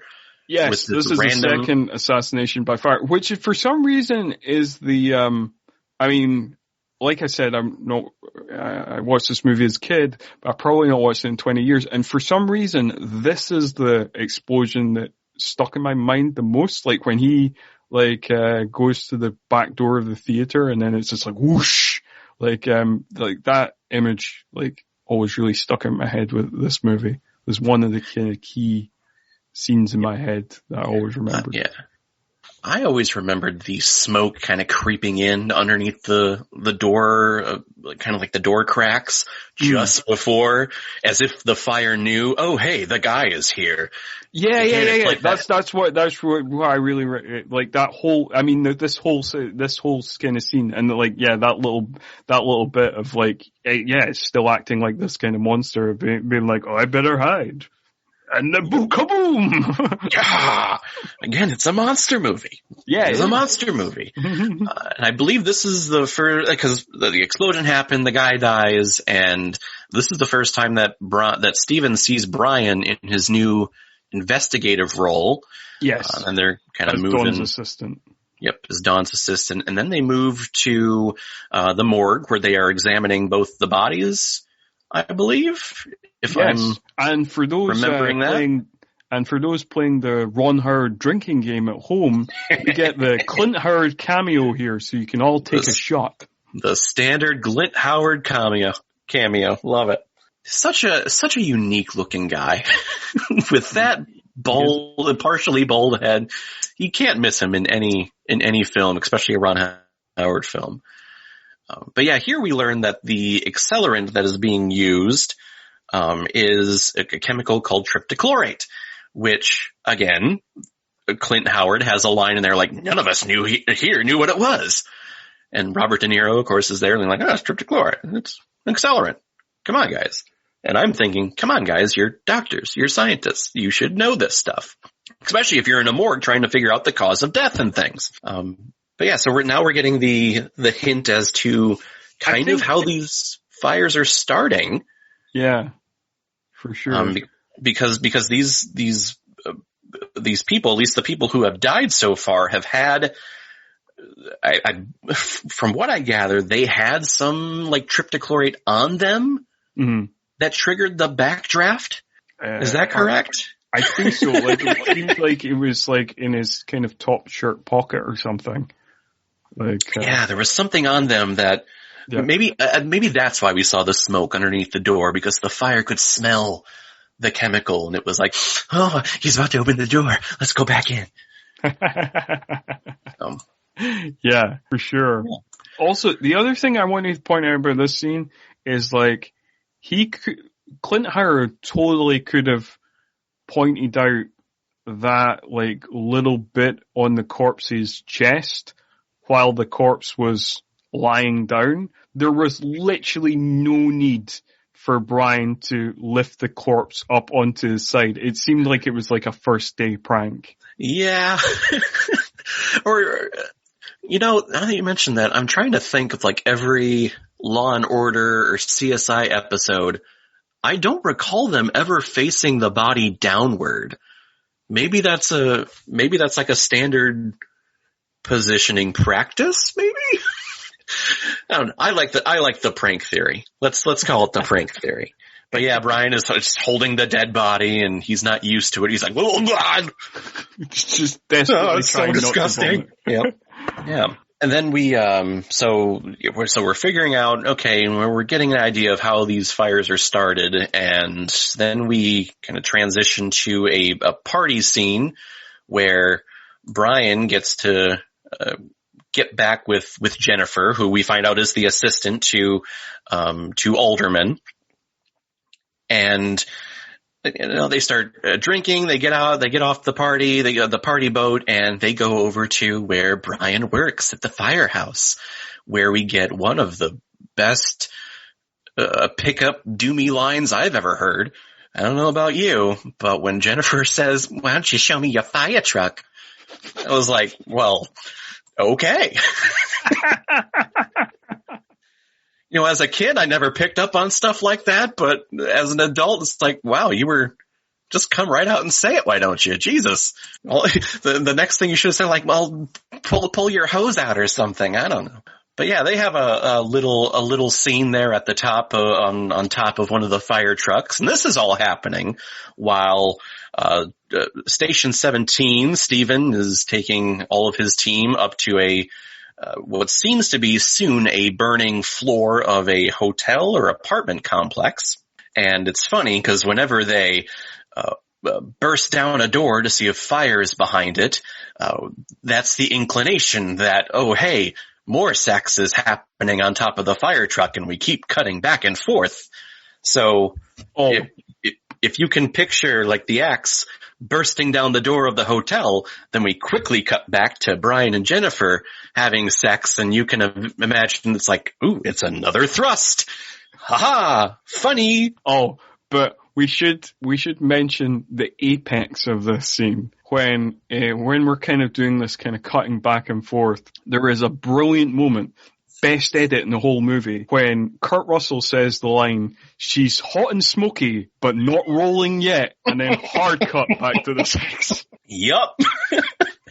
And again, our young childish minds had no idea what he was talking about. I thought he was talking about the fire growing up. That is not what that line is referencing. Run, Howard, you big pervert. Yep. Oh, me and my brother were so innocent as children. Yeah, no, I didn't pick that up as a kid at all. Like, nope. I definitely didn't laugh at that line as a kid. I was just like, oh, it's hilarious. It's so funny. Watching this. Oh, dear. But then the fire people at his station are called, so we get an episode of Coitus Interruptus just as matters are reaching a climax. Yep, things are about to end, and all of a sudden the alarm goes off, and the fire truck that they are having sex on is called, and is actually called to the building that Station 17 is already at, so they get to quickly dress themselves while on top of a fire truck driving through the streets of Chicago. But then we cut back to the apartment complex, and I guess we should have mentioned that, Axe is kind of acting a little strange and saying, hey, we should wait for more people, we should wait for more stations, or hey, let me go down this hallway. And Steven's not having it. He's saying, let's get this done and out of here. And he goes to the left while he orders Axe to go to the right hallway or whatever. Yeah. But then they're checking doors, they're banging down doors while Brian's having sex. And Tim fails to check one of the doors, bursts it open, and the huge explosion that engulfs him in fire very badly, to the point where all the firemen come over and they try to put out the fire that he is doused in. Yeah. Yes, they wheeled him to the hospital, and Brian shows up there. Steven shows up, and he has a little altercation with Axe that we really can't hear because it's through the window. But then Brian is starting to ridicule Steven, saying that you're his commanding officer. You should have been with him at all times. Why weren't you? And they get into another brotherly scuffle, a little bit more physical this time. And I always remember after, the punching and all of the grabbing, just remembering Kurt Russell being pushed up against the wall with his fellow firefighters and just seeing the intensity of his cheeks shaking back and forth. I will remember that from my childhood, and I'll remember that to this day of just how intense he was in this scene. I love it. Oh, yeah. He's so intense. And it's the proper kind of brooding hero moment of just being like, he has that kind of crumpled look in his face, because you get both in the hospital and just before they go to the hospital, you get this kind of shot of like the fire crew just like looking really kind of disappointed in him and kind of disapproving, and just kind of that kind of thing of like, oh no, the boys have lost faith in their leader. Oh. Yeah, he's looking back, and everyone, is giving him that solemn look and then slowly walking away. Yeah. They're losing faith in their lieutenant. So. Yeah. Which kind of, yeah. And then, like, as much as Tim was apparently Brian's best friend, we just, like, don't give a fuck about him now. It's just like, yeah. Like, 'cause he's he's just still alive, but then we do not get an update. I presume he dies, because we do not get an update on him afterwards. We never do find out if he is living the rest of his life as the English patient or if he died. I don't know. Nope. But you're right. Screw Tim. We apparently no longer care about Tim. So the we'll roll on as the movie rolls on, because absolutely this is a movie that just fires subplots at you and then just immediately drops characters for no reason, even though they've previously been seen as important. But hey ho, we've got more fun with Robert De Niro, and I do want to mention this scene because it's a random scene that adds nothing to the movie, really, but it's just Robert De Niro's attitude in this scene is real fun to me, where like Alderman picks him up in his car, Alderman is giving him all this shit about the investigation, and Don is clearly not listening to him at all, just offers him some Chinese sponge cake that he's just chewing away on. It's just a real joy to me. Yeah, and he's talking. Alderman is like, you gotta figure out what's going on. I mean, it's all being murdered because they're all connected. And Don's playing coy. At first, how the scene is portrayed, it almost seems like Don is not that intelligent, but in the end, I think he's just playing coy here, and I think he has some suspicion, because Alderman all of a sudden lists every single name of the 3 people that have been killed by these backdrafts, and Don has the great line of just, I didn't realize that the name of the third victim was released to the public. And then they just hold there. No one speaks or says anything, and the scene ends. Great. That's well done, sir. Well played, Don. You were playing the long game. Again, now we're going into like police dramatization, where this is an investigation. Oh yes, this is the police procedural part of the movie. This should be mentioned as well. So in this season, we will be talking about a bunch of different movies. When I drew up this season, I presumed that Tombstone would be the longest movie that we are covering. But for some reason, this movie at 137 minutes is a whole 3 minutes longer than Tombstone. Are you serious? Yes. Really? Wow. It is the longest movie. Like, there is no other movie that is longer in this season. There is movies that are close to it, because Stargate's 2 hours and 13, Executive Citizen's decision is 2 hours and 10, and like I said, Tombstone's 2 hours and 14 minutes. But no, at 2 hours and 17 minutes, don't know how it got to this length. This is the longest film we will cover this season, and the longest film we have covered so far on the show.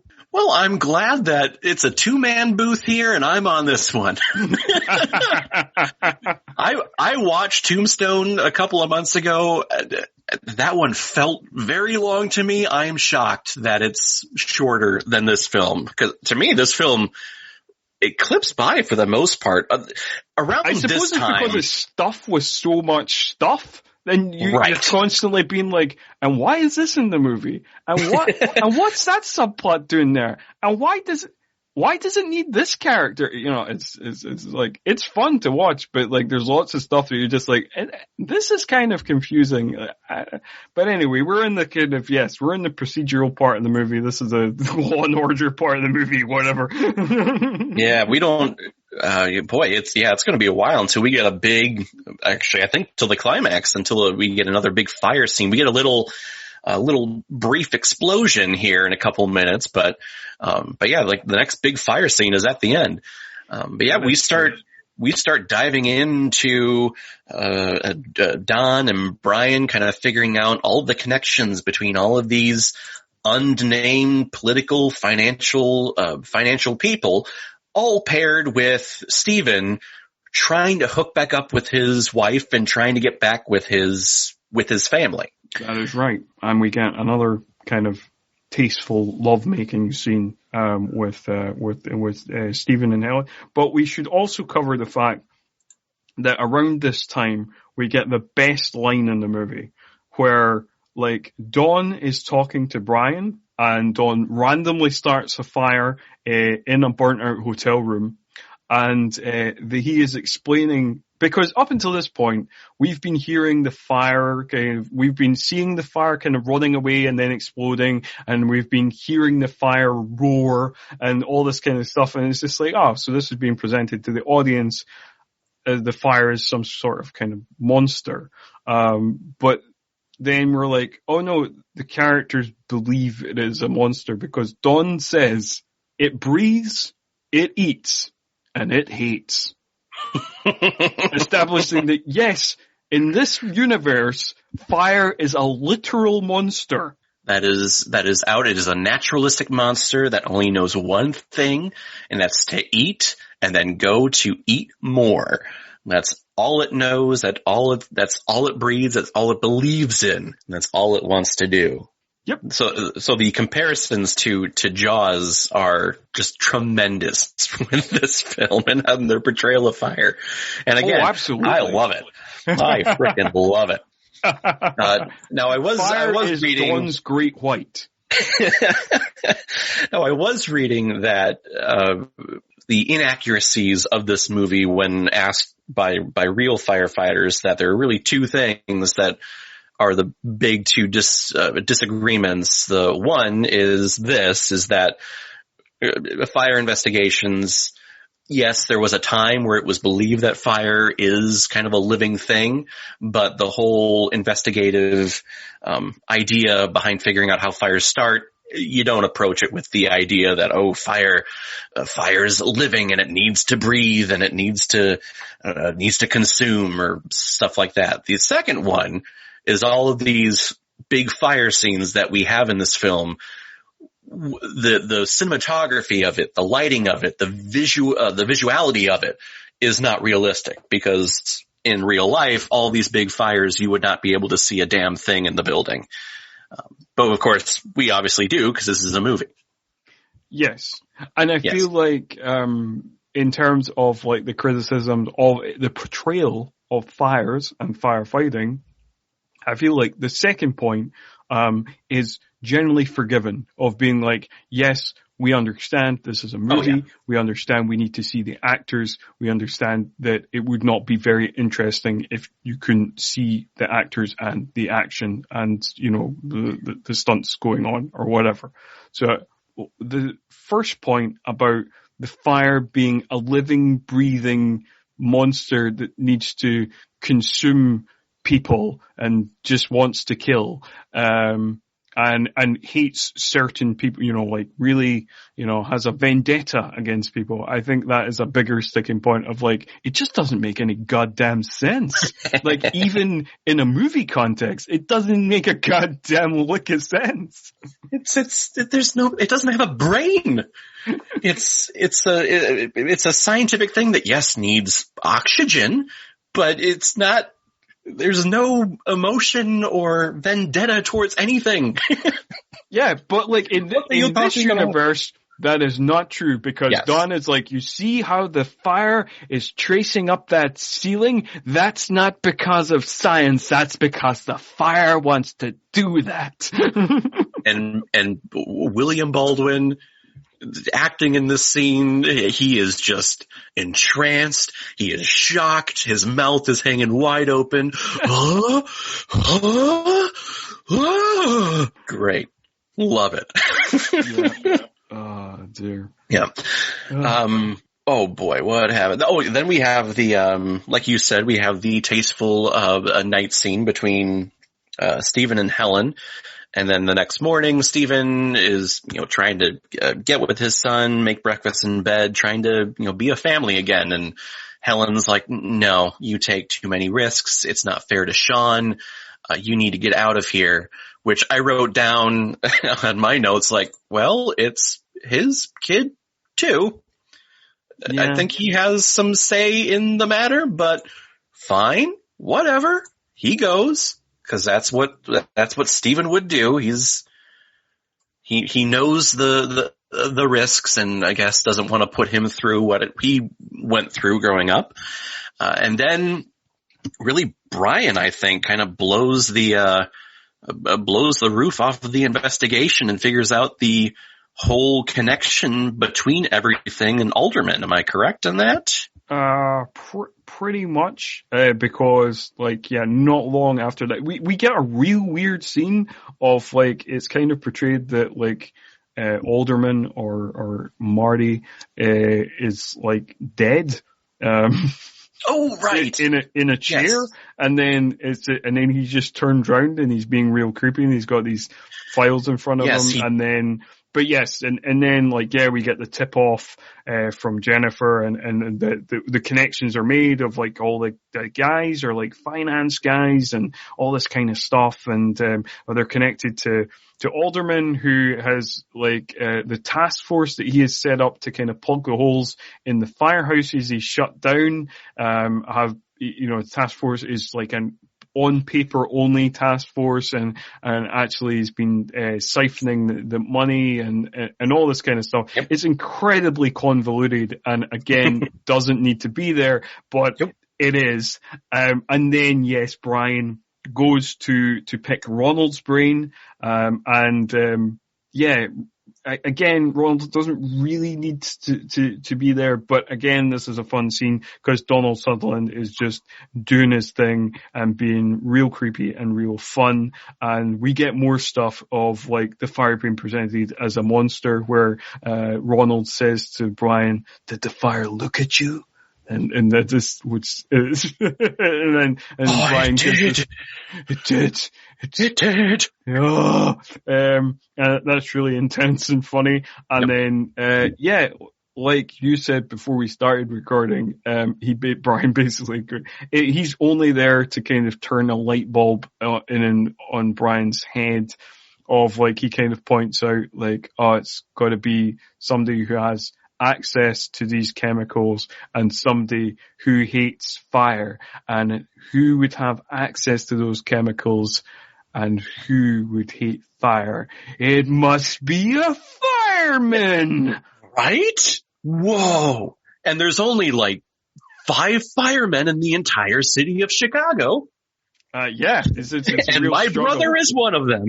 But he remembers the canisters that he saw on the boat from our first scene on the boat with his brother. So he goes there just to remind himself of, hey, that's right, I saw them here. And then his brother stops by, and they have this kind of strange, weird altercation. No fists fly, but it definitely seems like Steven's going to pull out a gun or a bat or something and beat his brother's brains in, because it seems like he's behind all of these fires that have happened, all these murders that have happened to these financial people. We actually failed to mention that someone tried to take out Alderman as well in his house, just before Brian goes to Ronald, and Robert De Niro kind of saves everyone. He gets stabbed by a fence or whatever.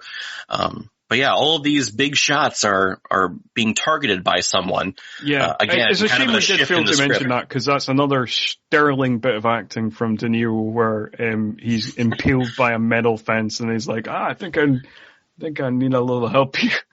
Yeah, a line I've always remembered watching this as a kid, guys. I think I got a little problem here.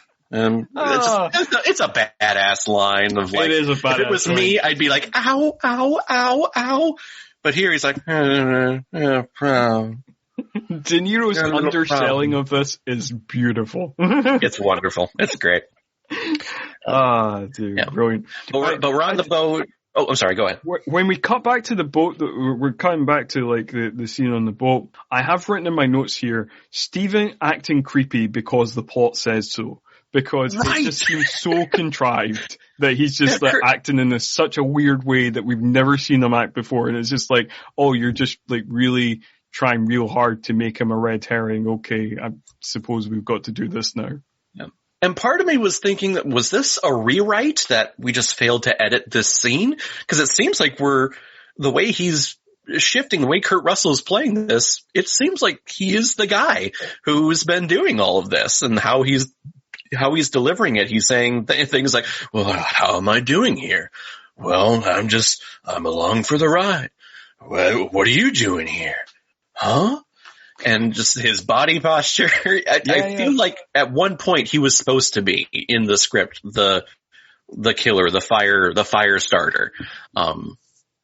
Turns out though it's not. Absolutely not. Absolutely. We can't have Kurt Russell, who is our big action hero of the 90s, as the villain here.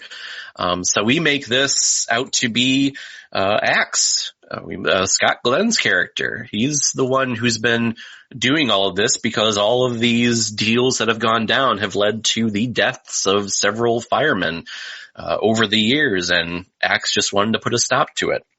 Kind of in a shitty way, blowing up buildings and stuff, but could have been a little bit more subtle, I think, but you know. Yeah, I did want to point out as well though, like when it is revealed that, like it's kind of revealed to us as an audience that Axe is obviously the person who's behind the fires, we have like this weird series of scenes of like stare-offs between Brian and Axe, and then Steven and Axe. Like there's like 3 separate moments where it's just like we're just watching a stare off of just being like, well, I know he did it. He definitely did it. But I know that you know that said. I did it. Yeah.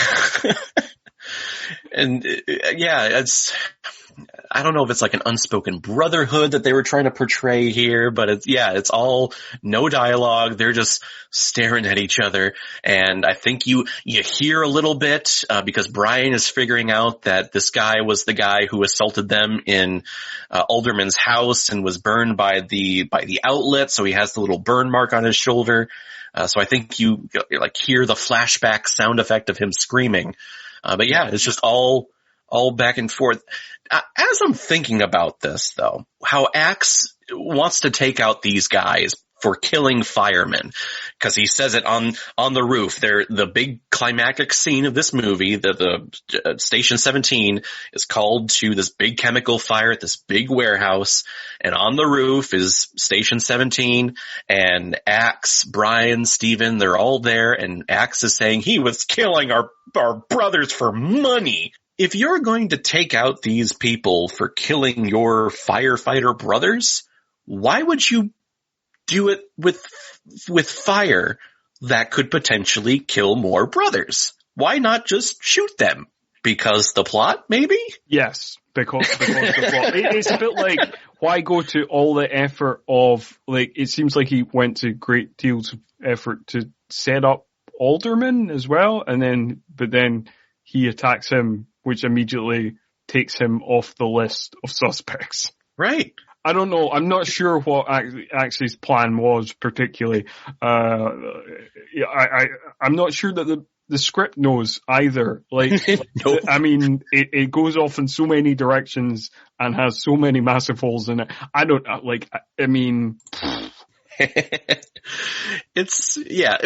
He does it by fire because it's the movie called Backdraft, and yes. we need fire and explosions. That's why.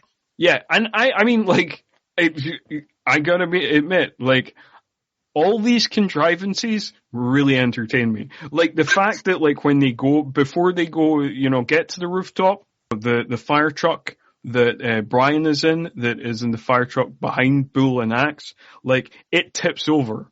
Just like it crashes just so that Brian has to run to the scene of the fire. Like, like all these plot contrivances really amuse me. It's an unnecessary stunt. I completely forgot about it. But yeah, you're right.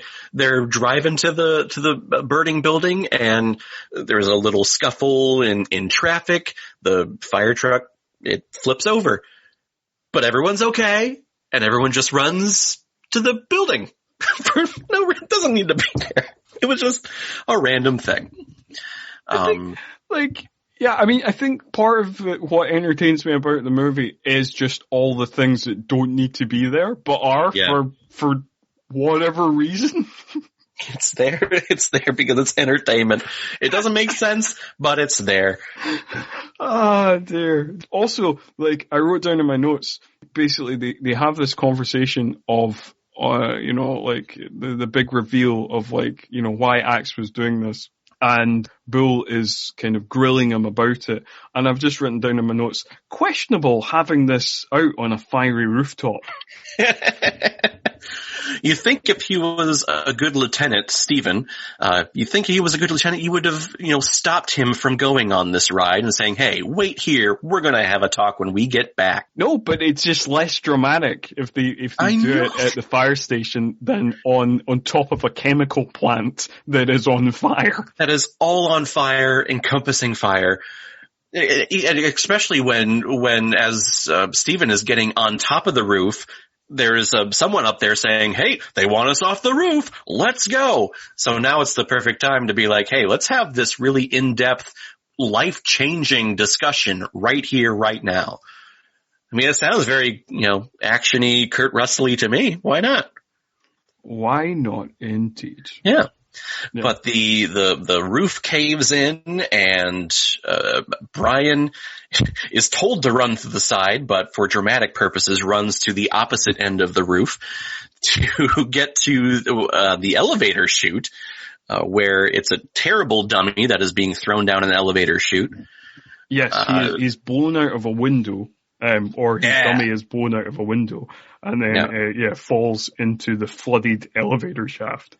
Yep. And then because of all the flooding and all the water that's coming in from the fire trucks outside, the level of the water keeps rising and he's being risen up to what seems to be a gas line fire. But Stephen comes in and saves him, jumps to turn off the gas line, saving his brother. Again, I'm not sure of how the physics works with elevators, but I'm almost certain water could creep in between the cracks of the doors.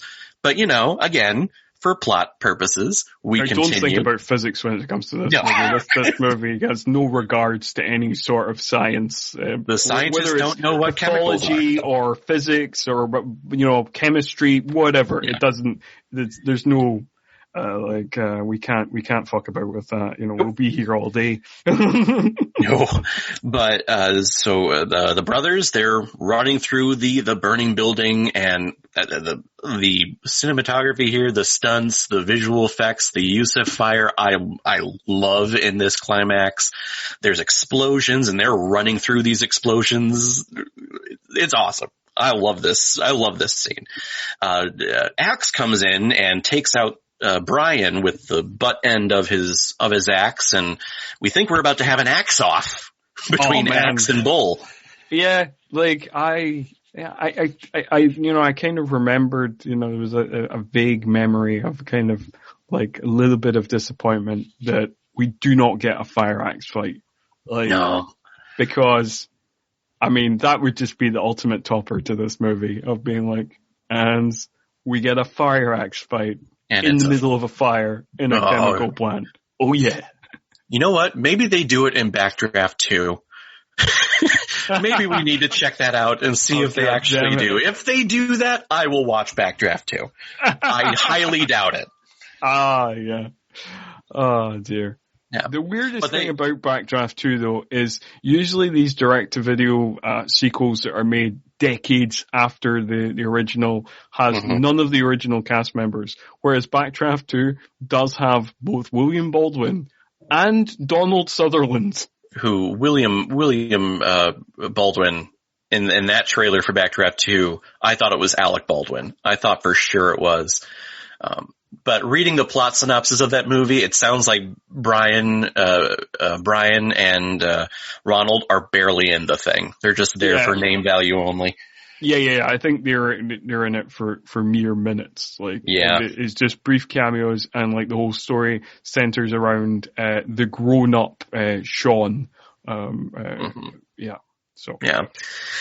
But yeah, they lower their axes because they're about to lay into each other, but they put them down, and it's an interesting kind of moment in an action movie where you don't have the final battle between the villain and our lead action star. We have kind of a tender moment here where his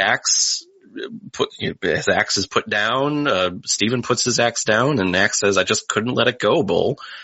And, I always enjoyed that of this movie, that it doesn't end in, a big Stallone muscle versus muscle type fist fight or something like that. It's just kind of a nice human tender moment, that quickly gets interrupted, I guess, by the main villain of the movie, the fire, because the platform, I guess the platform that they're standing on collapses. And we get another, if you go, we go moment where Steven is holding on to Axe.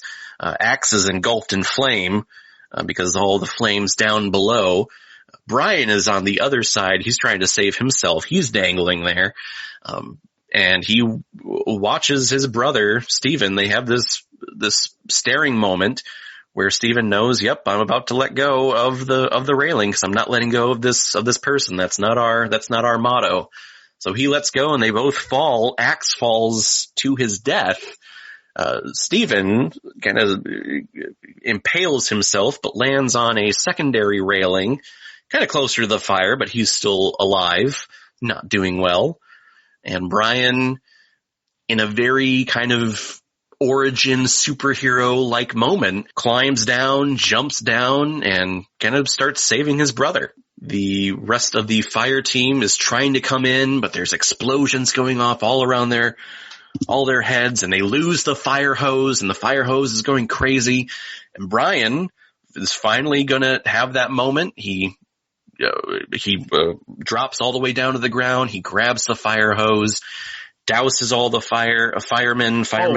Wait a second, bro. Wait a second, because like you mentioned that in the scene with Axe and Bull that we do not get a climactic battle, but we don't get it between human characters. But we do get a climactic battle because before Brian grabs the hose, he has a dramatic stare-off with the fire. And it's an amazing shot. I'm actually angry that I completely forgot about it. But yeah, the fire is slowly coming in on the roof of this room that they're in. And the sound like it's roaring like a Tyrannosaurus Rex. It's pretty goddamn epic. I'm gonna be honest. Oh yeah, it is. It is like, like you say, it's like roaring like a dragon, and then just, Brian stares it directly in the whatever, it doesn't have eyes, but like the imaginary eyes that he can see in the fire of the dragon that's behind it, obviously. They have a moment, and then he grabs that hose that's previously been out of control. He just leaps on it and takes it under control as if it's like a kind of out of control snake or something. And, so that's our climactic battle, and he takes out that fire. He douses that fire. He takes it out. It tries to come out from behind him. It's coming down at his feet, and he's like, no! And if this was a superhero movie, this would be the moment where our hero embraces their powers and accepts the role of being the superhero, because this is Brian's call again to become a firefighter, for the rest of his life. So, it's a great scene. Kurt Russell, Steven, he's being helped out, and as Brian is taking on the monster, he has this great line. He's like, look at him. That's my brother. God damn it. I wrote that quote down in my notes as well, because like another one of the best lines in the movie. And it's only amplified. I love Hans Zimmer as a composer. He's one of my favorites. He's done all of my favorite, comic book movies. He's done a lot. He's done Lion King, done a ton. Yeah. He's done a lot of great work with Christopher Nolan, obviously, like not just in the Batman movies, but like in Inception and stuff like that. So like, absolutely. He's done some great stuff. Interstellar, I think, is his masterpiece. Here, this is standard Zimmer, the swelling of the brass, just the climactic theme it's great. It only amplifies the scene so much more. But after he fights the fire monster, Steven is loaded up into an ambulance. I can never say that word correctly. Ambulance. Yeah. And then Brian is there with him, and you know that this is happening because it looks like his guts are pouring out of his side. That's how badly he was impaled. But they have that moment of just, hey, we know what's happening, but Steven, to the end, Kurt Russell, he's saying the fire never got me. I never let it get me, because that's his main driving force of being a fireman. He's taking it on. He's not going to let it get to him like his father did, or he did many years in the past, however it was. Yeah. That's his thing. And then he unfortunately passes away. But not before he gets Brian to agree to perpetuate a cover-up of 3 murders. Right. Because it'll make the fire department look bad. Don't tell him about X. Don't tell him about anything, really. Don will understand. Just don't tell him. Let's take down that politician together. Yeah, that's right. And apparently he does, because our next scene is our 2 investigators interrupting a press conference of aldermen saying like, hey, you orchestrated everything, and they throw their findings and investigation files on the table, and the press grabs them, and Brian has that great comeback line where he throws his lines back in his face, and we see that glimmer in your eye. Yeah, it's your career going down the toilet or whatever it was. And just before that, actually, we get like a parade in. Oh, was that before? Yeah, we get so the movie ends in a weird way where it's kind of like, oh well, he's died. That's the end of the movie. Oh no, we get a parade for Bull that's right. in his honor. Oh, that's the end of the movie. No, actually, we get De Niro and William Baldwin wrapping up the political mystery that doesn't need to be there. That's we the have end to, of the movie. Right? Oh no, wait, we got one more scene where like Brian has to treat a probie just like he was treated as a probie to prove that he is now a real firefighter, and that is the actual end of the movie. That's right. Why is this movie like Return of the King? What the fuck is going on? That's right. I wrote down here with that parade and everything, you know, this is for Axe and this is for Bull. Did this happen for the other firefighters who died? Did they get the Hans Zimmer swelling score and the funeral? Did they get the parade? I feel like this is just for the 2 people here in this movie.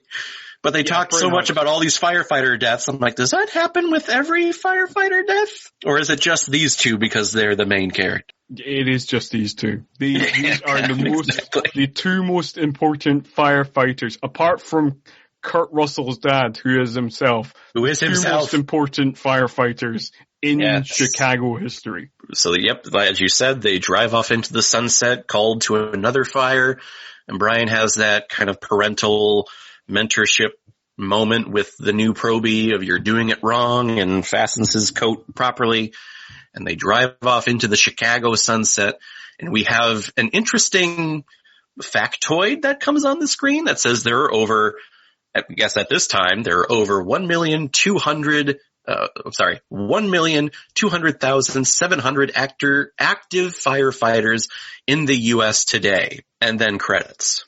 And I remember reading that this time going, okay, cool. I can't, it is a weird stat. It's just kind of, cause you kind of feel like, oh, you get that factoid and then you're like, you know, like, then you feel like, oh, it might come up like, oh, like, you know, of which, you know, like this is how many kind of firefighter deaths happen per year, and then maybe mention how much they get paid and the like, you know, the unfairness of that or something. It feels like there's more statistics that should come after, and it's just like no. It's just a flat kind of like there's over 1.2 million firefighters in the U.S. Yeah, it's like okay.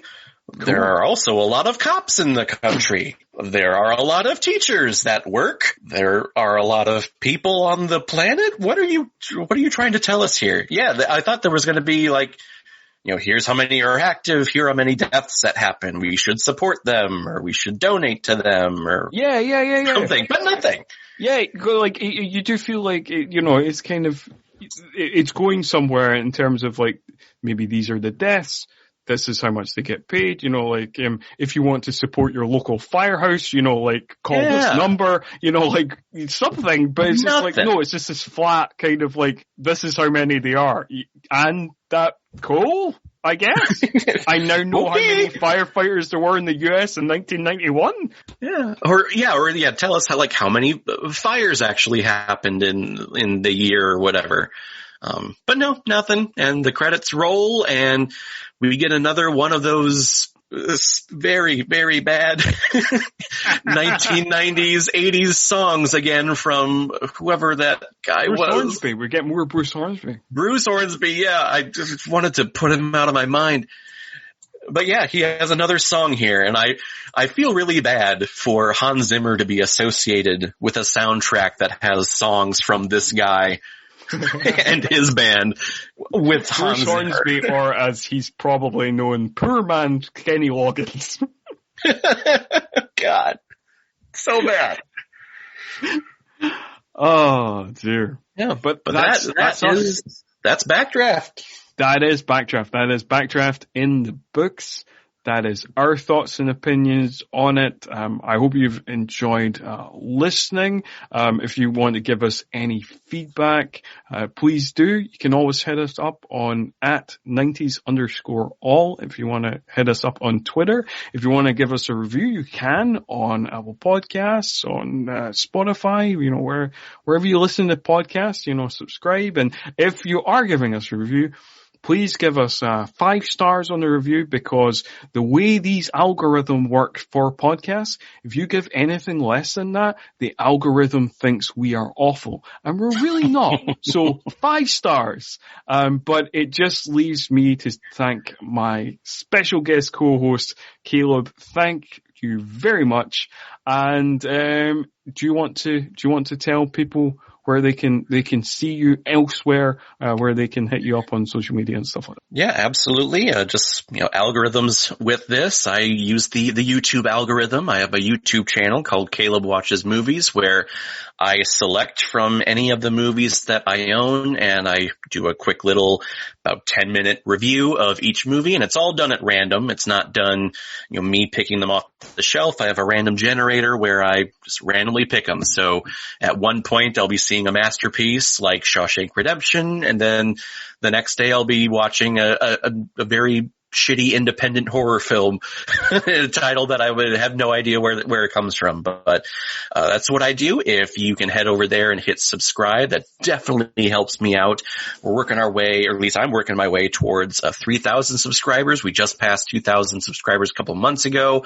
Got well over 400 movie reviews on there for you to choose from. So odds are you probably find a review, my opinions of a movie that you probably like or have heard of before on there. So please head over there, Caleb Watches Movies. That's where you'd find me. Excellent. And we definitely recommend all of our listeners to do that and go and check out your videos.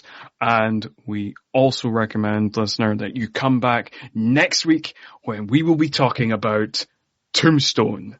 But until then, see ya.